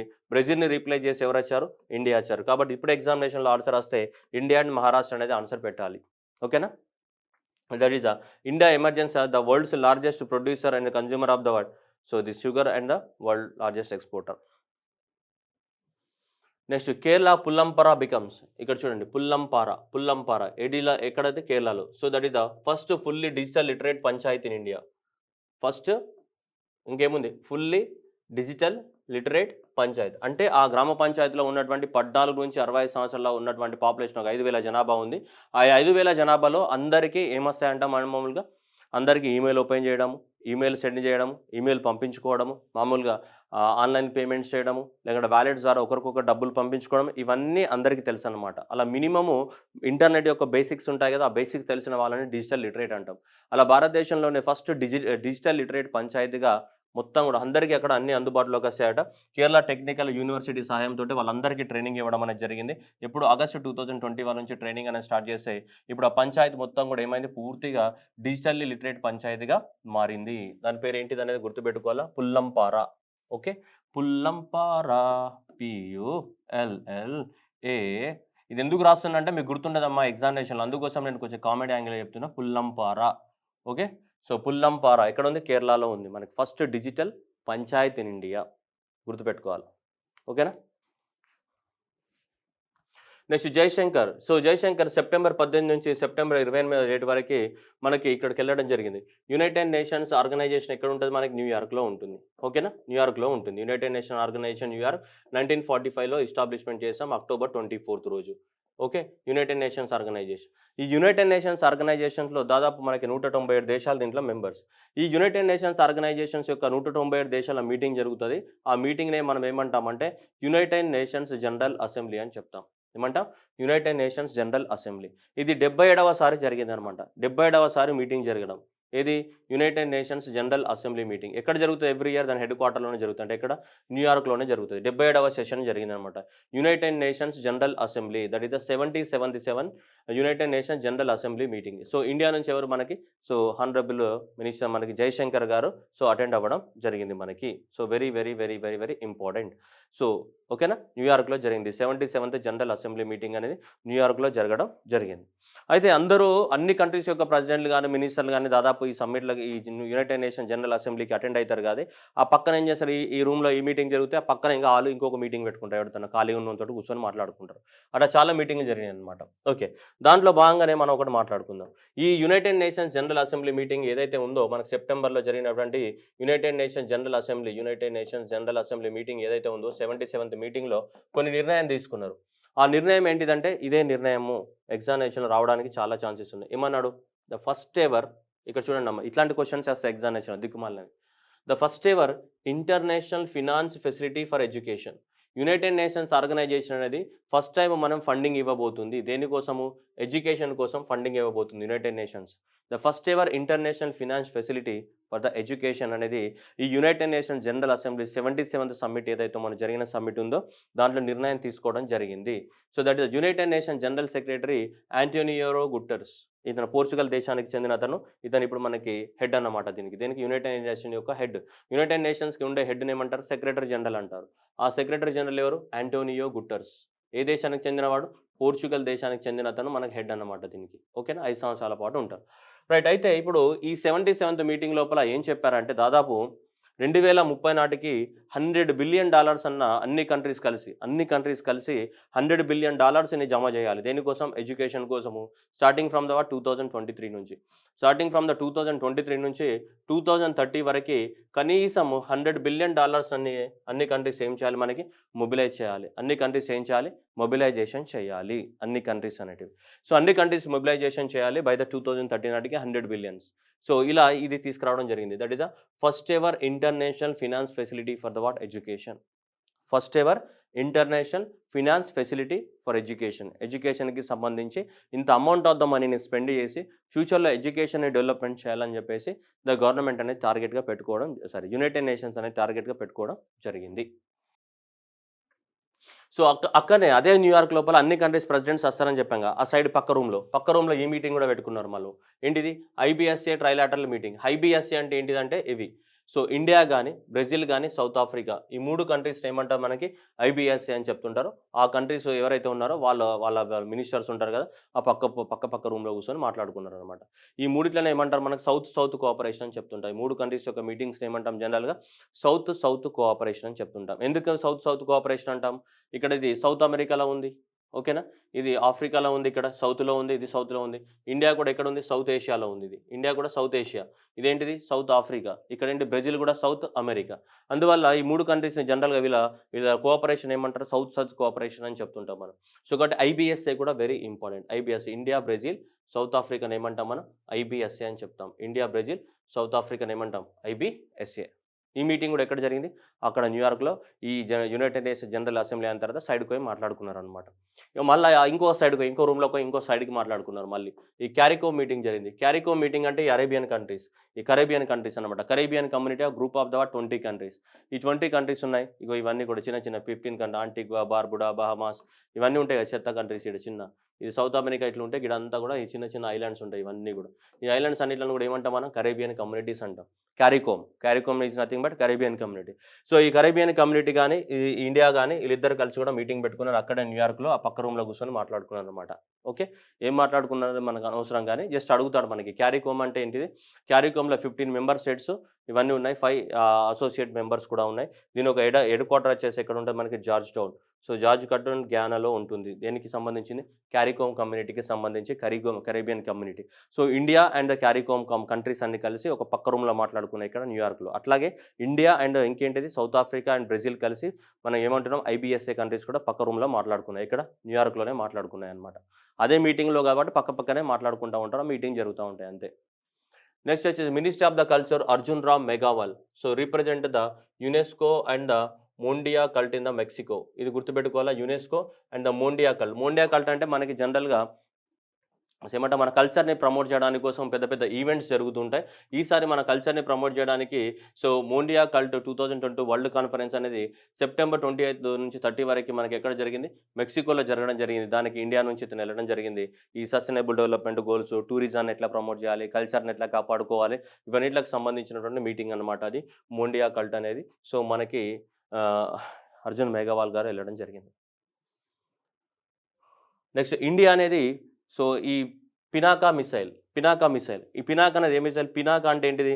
Multi barrel rocket launcher system. Multi barrel rocket launcher. రాకెట్‌లను లాంచ్ చేసే ఆహ్, సి దాని పేరే పినాకా అనమాట. సో, ఈ పినాకా అనే మిసైల్‌ని మనము ఇండియా అనేది సో, ఈ కంట్రీకి అమ్ముతున్నాం. ఎవరికి? అర్మేనియాకి అమ్ముతున్నాం. ఎందుకంటే అర్మేనియాకి, అజర్బైజాన్‌కి యుద్ధం జరుగుతుంది. సో, కాబట్టి అంటే యుద్ధం జరగడానికి అవకాశాలు ఉన్నాయి. వాళ్ళిద్దరి మధ్యన పడట్లేదు ఒకరికొకరు. కాబట్టి అజర్బైజాన్ ఎదిరించాలంటే వాళ్ళకి ఆర్మ్స్ ఉండాలని చెప్పేసి మనము ఈ అర్మేనియాకి అమ్ముతున్నాం. దాదాపు $250 మిలియన్ తోటి మనం ఈ పినాకా మిసైల్స్‌ని ఎక్స్‌పోర్ట్ చేయబోతున్నాము. పినాకా మిసైల్‌ని ఎవరు? DRDO వాళ్ళు ప్రిపేర్ చేయడం జరిగింది పినాకా మిసైల్‌ని. సో, ఈ Pinaka multi barrel rocket launcher ఏదైతే ఉందో మనం ఏ దేశానికి అమ్ముతున్నా దాదాపు 2,000 కోట్ల కాంట్రాక్ట్ అన్నమాట ఇది. 250 మిలియన్స్ ఎవరి కోసం? అర్మేనియా. ఎవరికి? అర్మేనియా. అజర్బైజాన్‌కి కాదు. అర్మేనియాకి అమ్ముతున్నాం. That is India signs deal with చూడండి. Armenia for the export of the what? Missile and weapons. ఏ మిసైల్ ఇది? Pinaka multi barrel missile. Pinaka multi barrel ఏదైతే ఉందో దాన్ని ఈ పినాకా రాకెట్ లాంచర్ సిస్టమ్ ఉంది కదా! సో, ఈ Pinaka multi barrel rocket launcher సిస్టమ్‌ని మనకి ఏ దేశానికి అమ్ముతున్నాం మనం? అర్మేనియాకి. ఓకేనా? Right. Next GDP growth rates. మనకిప్పుడు ఆల్రెడీ నడుస్తున్న ఫినాన్షియల్ ఇయర్ ఉంది కదా! 2022 అండ్ 23. ఇది 2022 అండ్ 23 అండ్ నెక్స్ట్ కూడా ఏంటి 2022 అండ్ 23 ఇయర్ నడుస్తుంది మనకి. సో, జీడీపీ గ్రోత్ రేట్ ఎంత ఉంటది? అంటే ప్రీవియస్ ఇయర్‌తో కంపేర్ చేస్తేనే కదా! ప్రీవియస్ ఇయర్ ఏంటిది? 2021 అండ్ 22 కదా! Financial year. సో, ప్రీవియస్ ఇయర్‌తో కంపేర్ చేస్తే మన ఎకానమీ ఎంత గ్రో అయితదని చెప్తే అనుకుంటే ఈ ఆర్గనైజేషన్ ఏది United Nations Conference on the Trade and development వాళ్ళు మన ఇండియా జీడీపీ చాలా పడిపోతుందని చెప్తున్నారు చూడండి. The Trade and development report 2022 and development prospects of the world global disorder regional పేరుతోటి రిపోర్ట్ రిలీజ్ చేశారు. ఈ రిపోర్ట్ ప్రకారము ఇండియా యొక్క జీడీపీ గ్రోత్ రేట్ ఎంత ఉంటదంటే జస్ట్ 5.7 ఉంటదంట. దేనితో కంపేర్ చేస్తే? లాస్ట్ ఇయర్‌తో కంపేర్ చేస్తే ఎంత 5.7 మాత్రమే గ్రో అయితాయని చెప్పేసి ఎవరు చెప్తున్నారు? యూనిక్యాట్ చెప్తుంది మనకి. United Nations Conference on the Trade and the Development వాళ్ళు చెప్తున్నారు. నెక్స్ట్ స్లైడ్‌కెళ్తా. World Bank. World Bank cut the India GDP growth rate to 6.5. World Bank ఎంతకు చెప్తుందమ్మా? వరల్డ్ బ్యాంక్ ఏమో 6.5 గ్రో అయితదని చెప్తుంది ఇండియా. ఎవరు? వరల్డ్ బ్యాంక్ అనేది. సో, వరల్డ్ బ్యాంక్ అనేది ఇండియా యొక్క జీడీపీ గ్రోత్ రేట్ అనేది 6.5 ఉంటదని వరల్డ్ బ్యాంక్ చెప్తే వీళ్ళెంత చెప్తున్నారు? 5.7 చెప్తున్నారు. మీ ఎగ్జామ్ అయ్యే వరకు కూడా ఇదే ఉంటది. మళ్ళీ మారదు. ఓకేనా? అందువల్ల గుర్తుపెట్టుకోవాలా. UNCTAD projected GDP growth rate for the India ఎంత? 5.7. అదే World Bank projected GDP growth rate for India ఎంత? 6.5. ఇది యూనిక్యాట్, ఇదేంటిది World Bank. GDP growth rates అని చాలా ఇంపార్టెంట్ ఇది. ఓకేనా? చాలా ఖచ్చితంగా అడుగుతుంటాడు ఎగ్జామినేషన్‌లో. ఈ క్వెషన్స్ అనేటివి చాలా ఇంపార్టెంట్. ఇక నెక్స్ట్ ఇయర్ రాబోయే సంవత్సరానికైతే చాలా తక్కువగా 4.7 ఎస్టిమేట్ చేయడం జరిగింది. ఓకేనా? అది గుర్తుపెట్టుకోవాలి మనకి. వరల్డ్ బ్యాంక్ ఎంతకు చెప్పింది? 6.5కే చెప్తుంది మనకి. చాలా క్లియర్‌గా గుర్తుపెట్టుకోవాలి ఎగ్జామినేషన్‌లో. World Bank focus on the what? Coping with the shocks and the migration and the road to the resilience అనే రిపోర్ట్ని రిలీజ్ చేయడం జరిగింది. ఎవరు? World Bank. ఈ రిపోర్ట్ లోపల ఇండియా గురించి కూడా చెప్పడం జరిగింది. ఆ ఇండియాలో 6.5కి తగ్గించడం జరిగింది. ఎంత 7.5 ఉండే తీసుకొచ్చి దాదాపు 1% తగ్గించి ఇండియా 6.5% గ్రో అవుతుందని చెప్తుంది. యూనిక్యాడ్ ఎంత చెప్పింది? 5.7 చెప్పింది. వరల్డ్ బ్యాంక్ ఎంత చెప్పింది? 6.5 చెప్పింది. గుర్తుపెట్టుకోవాలి, ఎవరు ఎంత జీడిపి గ్రోత్ రేట్ ప్రొజెక్ట్ చేస్తున్నారు అంటే ఇంత పెరగడానికి అవకాశం ఉందని. ఓకేనమ్మా? Right. Next, WTO reduces the forecast of the global trade to the 1% in the 2023. 3.4 నుంచి 1%. గ్లోబల్ ట్రేడ్ అంటే ఏంటిది? Exports imports. ప్రపంచంలో ఎక్స్పోర్ట్స్ అండ్ ఇంపోర్ట్స్ యొక్క గ్రోత్ అనేది మనకి ఆల్మోస్ట్ 3.4% ఉంటుందంట. ఎంత? 2022లో ఇంత ఉంది. రాబోయే 2023 నాటికి ప్రపంచం మొత్తం రిసెషన్ రావడానికి అవకాశం ఉంది. పెద్దగా ఎక్స్పోర్ట్స్ అండ్ ఇంపోర్ట్స్ పెరగడానికి అవకాశం లేదు అని చెప్పేసి 3.4% నుంచి 1%కి తగ్గిస్తున్నారు. 3.4 నుంచి 1%కి తగ్గిస్తున్నారు. That is the World trade Organisation drastically reduced the forecast of the GDP volume from the 3.4 to 1% తగ్గించడం జరిగింది. 3.4 నుంచి ఎంతకి? 1%కి తగ్గించడం జరిగింది. Next, Chandrayaan 2 spectrometer maps the abundance of the sodium on the moon for the first time.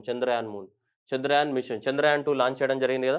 ఆ చంద్రయాన్ 2 అనేది మనకి ఫెయిల్ అయిపోయింది. మీ అందరికీ తెలుసు చంద్రయాన్ 2 అనేది 90% సక్సెస్ అయిపోయిన తర్వాత ఫెయిల్ అయిందని రకరకాలుగా చెప్తున్నారు. సరే, అది పక్కన పెట్టేస్తే చంద్రయాన్ 2 మిషన్ మనం ఏదైతే లాంచ్ చేసామో అది ఈ మధ్య కాలంలో ఒకటి కనుక్కుంది. ఏంటిది? సోడియం. సో సోడియం అనేది మనకి ఫస్ట్ టైము మనం ఈ చంద్రమండలం పైన ఎక్కువ మొత్తంలో ఈ చంద్రుడి పైన సోడియం ఉన్నట్టు మనకి కనుక్కోవడం జరిగింది. ఇది చంద్రయాన్ 2 రివీల్ చేసింది అనమాట. చంద్రయాన్ 2 ద్వారా ఆస్ట్రోఫిజిక్స్ జర్నల్స్లో మన వాళ్ళు పబ్లిష్ చేయడం జరిగింది. అయితే ఇప్పుడు ఇది డైరెక్ట్గా చంద్రయాన్ 2 గురించి ఎవరు అడగనమని, అది already outdated topic. Almost Chandrayaan 2 ఇప్పుడు చాలా వచ్చినాయి, మార్స్ మిషన్స్ ఇవన్నీ ఉన్నాయి. సో కానీ ఈ చంద్రయాన్ 2 అనేది ఏ ఎలిమెంట్ని డిస్కవర్ చేసింది మూన్ పైన అని అడగడానికి ఛాన్స్ ఉంది. ఏది? సోడియం. ఏది?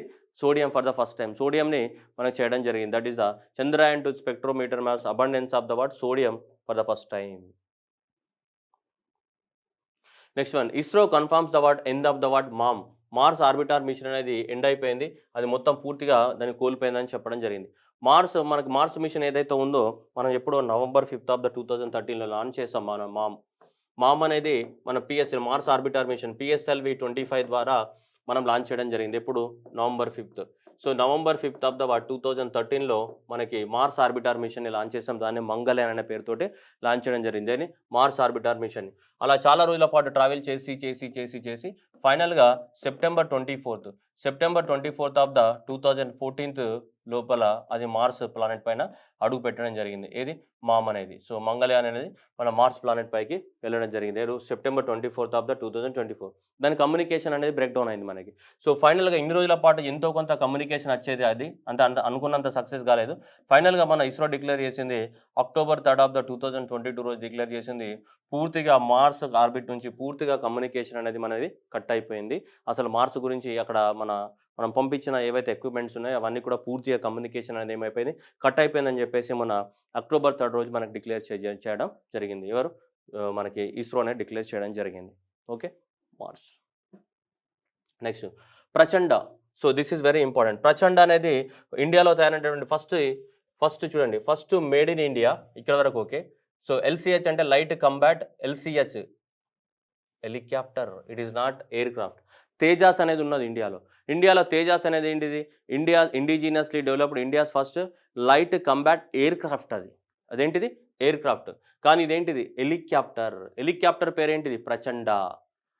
ఎయిర్ క్రాఫ్ట్ పేరేంటిది? Tejas. India's first light combat aircraft ఏది? తేజాస్.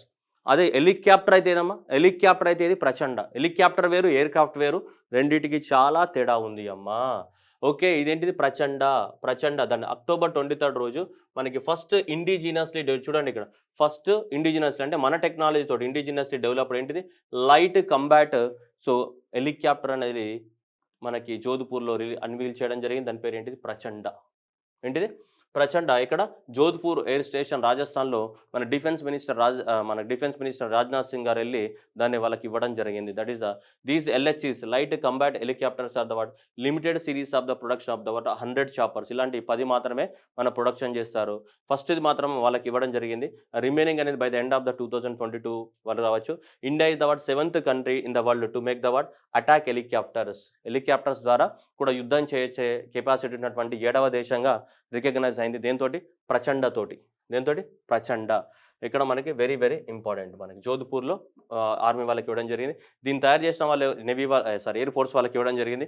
దీన్ని తయారు చేసిన వాళ్ళు ఎవరు? Hindustan aeronautics limited and French వాళ్ళ యొక్క ఇంజిన్. ఫ్రెంచ్ యొక్క ఇంజిన్ ఏంటిది? French engine maker Safran. French company యొక్క ఇంజిన్ మేకర్ ఏది సాఫ్రాన్ ఉన్నారో వాళ్ళని చేయడం జరిగింది. సో 5.8 టన్స్ వెయిట్ తోటి అండ్ 20 మీటర్ టూరెట్ గన్స్ గానీ, 70 రాకెట్ సిస్టమ్స్ గానీ, అండ్ హెలికాప్టర్‌ల పోతూ కూడా యుద్ధం చేయొచ్చు. అందుకోసం దీన్ని ఏమన్నాం? India index made in India light combat helicopter. దాని పేరేంటిది? Prachand. Okay.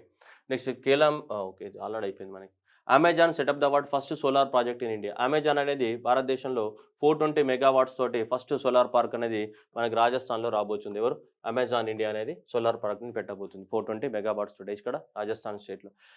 So UN adopt the new carbon emission target to achieve the net zero from the planes. ఏవైతే ఏరోప్లేన్స్ ఉన్నాయో ఈ ఇంటర్నేషనల్ సివిల్ ఆర్గనైజేషన్ మాంట్రియల్ కెనడాలో ఉంటుంది.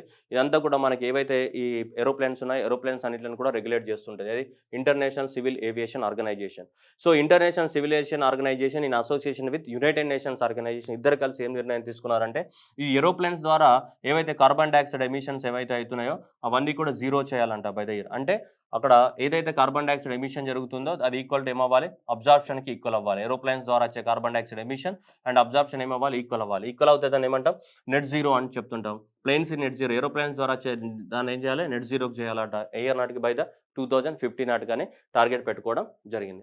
అట్లాగే మన భారతదేశంలో ఇండియన్ రైల్వేస్ కూడా net zero emitters by the 2030. So మన దగ్గర కూడా carbon dioxide emission absorption equal అవ్వాలని చెప్పేసి మన government of India railway department కూడా నెట్ జీరో కార్బన్ టార్గెట్‌ని రీచ్ అవ్వాలని చెప్పేసి టార్గెట్ పెట్టుకుంది. ఏ ఇయర్ నాటికి? 2030 నాటికి. కానీ ఏరోప్లేన్స్ దేనికి? 2050 నాటికి. ప్రపంచంలో ఉన్న ఏరోప్లేన్స్ అన్నీ కూడా కార్బన్ న్యూట్రల్ అవ్వాలి. ఎప్పటికి? 2050 నాటికి. ఇవి కూడా ఇండియన్ రైల్వేస్ టార్గెట్ పెట్టుకుంది ఎప్పుడు? 2030 నాటికి. Okay. Russia launched. So Russia launched the Soyuz 2K Soyuz 1B ద్వారా మనకి రాకెట్‌ని లాంచ్ చేయడం జరిగింది. నావిగేషన్ సాటిలైట్ అన్నమాట. ఇది గ్లోనాస్. గ్లోనాస్ అనేది navigation satellite of the Russia. That is the GLONASS. That is the global navigation satellite system. ఎవరిది? రష్యాకి సంబంధించింది. అది అమెరికాకి సంబంధించిన నావిగేషన్ సిస్టమ్ పేరేంటిది? జీపీఎస్. ఇండియాకి సంబంధించిన నావిగేషన్ సిస్టమ్ పేరేంటిది? నావిక్. చైనాకి సంబంధించిన సిస్టమ్ పేరేంటిది? బిడో. యూరోప్‌కి సంబంధించిన నావిగేషన్ సిస్టమ్ పేరేంటిది? గెలీలియో. సో ఇవన్నీ కూడా నావిగేషన్ సిస్టమ్ నేమ్స్. అలాగే సో యూఎస్ఏకి సంబంధించినటువంటి నావిగేషన్ సిస్టమ్ పేరేంటిది? గ్లోనాస్ అన్నమాట. సో ఈ గ్లోనాస్ కే అనే ఒక శాటిలైట్‌ని లాంచ్ చేయడం జరిగింది. ఏంటి? సోయూజ్ 1B రాకెట్ ద్వారా. ఎవరి? రష్యాకి సంబంధించినటువంటి ఏంటిది అది? సో మనకి నావిగేషన్ శాటిలైట్ సిస్టమ్. ఏది? గ్లోనాస్ అనేది. నెక్స్ట్ టగ్ అనేది మనకి ఇరాన్ లాంచ్ చేయడం జరిగింది. సో టగ్ అనేది ఇరాన్ లాంచ్ చేయడం జరిగింది. So Iran space centre launch చేయడం జరిగింది టగ్ అనేది ఏంటిదంటే ఆర్బిట్‌లో ఉన్న ఒక శాటిలైట్‌ని ఇంకో ఆర్బిట్‌లోకి మార్చడానికి, లేదంటే ఆర్బిట్ లోపల ఏమన్నా వ్యర్థ పదార్థాలు పేరుకొని పోయినాయనుకో, డస్ట్ పార్టికల్స్ గాని లేదంటే ఎలక్ట్రానిక్ వేస్ట్ గాని ఒక ఆర్బిట్‌లో అలా ఉందనుకో దాన్ని తీసి పడేస్తాయంట. సైడ్‌కి తీసి పడేస్తాయి. లేదంటే ఒక శాటిలైట్‌ని ఇంకో శాటిలైట్‌లోకి, ఒక ఆర్బిట్ నుంచి ఇంకో ఆర్బిట్‌లోకి శాటిలైట్‌ని మార్చడానికి గాని, అక్కడ పేరుకుపోయినటువంటి ఈ వేస్ట్ మెటీరియల్స్‌ని తీసేయడానికి గాని, అలాంటి వాటి పనులు చేయడానికి కోసం సెపరేట్‌గా ఒక మనకి దీన్ని లాంచ్ చేయడం జరిగింది. ఏది? స్పేస్ టగ్‌ని లాంచ్ చేయడం జరిగింది. ఎవరు? So into sub orbital space. That is the shifting of the satellites between the orbits గాని, అక్కడ ఆర్బిట్స్‌ని క్లీన్ చేయడానికి కోసం గాని వీటిని లాంచ్ చేయడం జరిగింది. దేన్ని? టగ్‌ని లాంచ్ చేసింది ఎవరు? Space tug. ఎవరు? Iran. Next EU approves the European union. European union అంటే దాదాపు 27 కంట్రీస్. ఈ యూరోపియన్ యూనియన్ అంటే ఏంటిది? World first single charger rule. అంటే ఈ 27 కంట్రీస్‌లలో ఛార్జర్స్ ఎవరైతే ఉంటాయో ఛార్జర్స్ గాని, ఛార్జర్‌కి సంబంధించిన పిన్స్ గాని, ఛార్జర్ యొక్క కెపాసిటీ గాని అన్నీ సేమ్ ఉండాలన్నమాట. ఎందుకంటే వాటిని రీసైకిల్ చేయడానికి ఈజీగా ఉంటది. రీసైకిల్ చేయడానికి ఈజీగా ఉండాలంటే అన్ని దేశాలలో ఏముండాలి? Same type of the capacity, same type of the pins, same type of the size same ఉండాలి అన్నీ. ఇనీషియల్‌గా ఇదంతా కూడా ఈ మొబైల్ ఛార్జర్‌లకు పెడతారంట. తర్వాత ల్యాప్‌టాప్స్‌కి కూడా అదే అప్లికేబుల్ చేస్తారంట. ఇలా నిర్ణయం తీసుకున్నటువంటి మొదటి యూనియన్ ఏది? యూరోపియన్ యూనియన్ అనేది. సేమ్ యూనిఫార్మ్ ఛార్జర్ ఉండాలని ఇలా నిర్ణయం తీసుకోవడం జరిగింది. నెక్స్ట్ ఐసీఐసీఐ బ్యాంక్ లాంచ్ చేసిన smart wire facility. Smart wire facility అంటే ఏంటిదంటే మీ ఫ్రెండ్స్ కానీ మనకి ఎన్ఆర్ఐస్ ఉంటారు కదా, ఎన్ఆర్ఐస్ అనే వాళ్ళు ఇండియాకి డబ్బులు పంపిస్తుంటారా లేదా? ఎన్ఆర్ఐస్ ఇండియాకి డబ్బులు పంపిస్తుంటే వాటి అన్నింటిలో ఏమంటాం మనం? రెమిటెన్సెస్ అంటామా లేదా? వాటిని ఏమంటాం? We call them as remittances. వేరే దేశం నుంచి మన దేశానికి మనకి డబ్బులు ట్రాన్స్ఫర్ చేయడానికి కోసము వచ్చే డబ్బులను ఏమంటాం? మనం రెమిటెన్సెస్ అంటాం. ఆ రెమిటెన్సెస్ని మనము మన అకౌంట్లో వేసుకోవడానికి కోసం ఐసీఐసీ బ్యాంక్ అనేది ఒక ఆన్లైన్ ఫెసిలిటీస్ని లాంచ్ చేయడం జరిగింది. సో, ఐసీఐసీఐ బ్యాంక్ లాంచ్ చేసిన ఆన్‌లైన్ ఫెసిలిటీ పేరు ఏంటిది మనకి? Smart wire facility. ఏంటిది? Smart wire facility key feature and how it work that is ICICI bank launch చేయడం జరిగింది. ఒక దేశం నుంచి ఇంకో దేశానికి ఏం చేయడానికి మనీని ట్రాన్స్‌ఫర్ చేసుకోవడానికి. The ICICI bank is the first bank in India to introduce the such a quick and easy online solution to receive the inward remittances. వేరే దేశం నుంచి ఇంకో దేశం నుంచి. ఏ బ్యాంక్ లాంచ్ చేసింది? దీని పర్పస్ ఏందంటే ఒక దేశం నుంచి ఇంకో దేశానికి మనీ ట్రాన్స్‌ఫర్ చేసుకోవడానికి కోసం. Next USA astronaut Samantha. Samantha Ruth Prabhu కాదు Samantha. So this Samantha Italy's. ఏ దేశం? Italy's. Italy's Samantha became the European space agency. So astronaut that is the first European to enter into the to command the international space station. International space station అంటే గాలిలో ఒక ఇల్లు కట్టుకొని ఉన్నాం. స్పేస్‌లో ఒక ఇల్లు ఉంటది. ఆ ఇల్లు పేరు ఏంటిది? International space station. దాన్నే ఉంటది. ఎప్పటికీ అది దానిలో రీసెర్చ్ చేస్తా ఉంటారు. దాంట్లో యూరోపియన్ నుంచి వెళ్ళినటువంటి మొదటి మహిళ ఎవరు? ఈమె సమంత ఇప్పుడు. మరి ఫస్ట్ ఎవరు? అంటే ప్రపంచంలోనే ఫస్ట్ ఎవరంటే Peggy Whitson. So, Peggy Whitson మనకి అమెరికాకు దించినటువంటి ఆమె the first female commandant of the international space station. International space స్టేషన్‌ని కమాండ్ చేసినటువంటి ఫస్ట్ ఫీమేల్ ఎవరు? Peggy Whitson. అమెరికాకు చెందింది. కానీ ఇప్పుడు సమంత ఎవరు? First European and fifth women. First European, fifth women ఎవరు? సమంత. ఎక్కడికి? International space station. సమంత అంటే మన సమంత కాదు. పాపం సమంతకి ఏదో మయోసైటిస్ వచ్చిందంట. పాపం ఆమె బాధలో ఆమె ఉంది. అది కాదు. ఇక్కడ ఈ సమంత వేరు, ఆ సమంత వేరు. Okay. Right. Peggy Whitson first. And ఇక్కడ ఏంటి మనకి ఫస్ట్ ప్లేస్ ఏంటి? First European and the fifth women in the world to command the international space station. Next INS Tarkash participate in the seventh edition of the IBSAMAR maritime exercise. మన దగ్గర నుంచి INS Tarkash అనే ship వెళ్ళింది. ఎవరెవరు? ఐబిస్మార్ అంటే ఈ countries అనమాట. ఇవి ఇండియా కానీ, బ్రెజిల్ కానీ, సౌత్ ఆఫ్రికా 3 కంట్రీస్ కలిసి నావల్ ఎక్సర్సైజ్ చేశారు. 3 కంట్రీస్ యొక్క నేవీ సెర్చ్ చేసి ఏం చేశాయి? ఒక ఎక్సర్సైజ్ నిర్వహించడం జరిగింది. ఇక్కడ port Gqeberha. So, port Gqeberha or port Elizabeth south ఆఫ్రికాలో నిర్వహించడం జరిగింది 10th to 12th of October. దీన్నే మనకి ఐబిస్మార్ అంటాం. ఐబిస్మార్ 2008లో జరిగితే మళ్ళీ ఇప్పుడే జరగడం జరిగింది. ఇది సెకండ్‌ది మాత్రమే. చాలా రోజుల గ్యాప్ తర్వాత జరగనుంది నేవీస్ అనేది ఐబిస్మార్. ఎక్కడ జరిగింది? సో, పోర్ట్ ఎలిజబెత్ సౌత్ ఆఫ్రికాలో జరగడం జరిగింది. ఇది చాలా కొత్తదనమాట. ఈ ఎక్సర్సైజ్ మీరు ఎప్పుడు న్యూస్‌లో చదివుంటారు. సో, ఇది గుర్తుపెట్టుకోవాలి IBSAMAR. So, India, Brazil and south Africa. So, navy maritime exercises అనేది port Gqeberha or port Elizabeth అని కూడా అంటాం. సౌత్ ఆఫ్రికాలో జరగడం జరిగింది. ఓకేనా? సో, ఇవి ఇప్పటివరకు ఉన్నటువంటి కరెంట్ అఫైర్స్. మిగతా కరెంట్ అఫైర్స్ అతి త్వరలోనే ఇమ్మీడియేట్‌గా అప్‌లోడ్ చేయడం జరుగుతుంది. అండ్ వీటిని చదవండి. కింద పీడీఎఫ్‌ని డౌన్‌లోడ్ చేసుకోండి. And thank you everyone.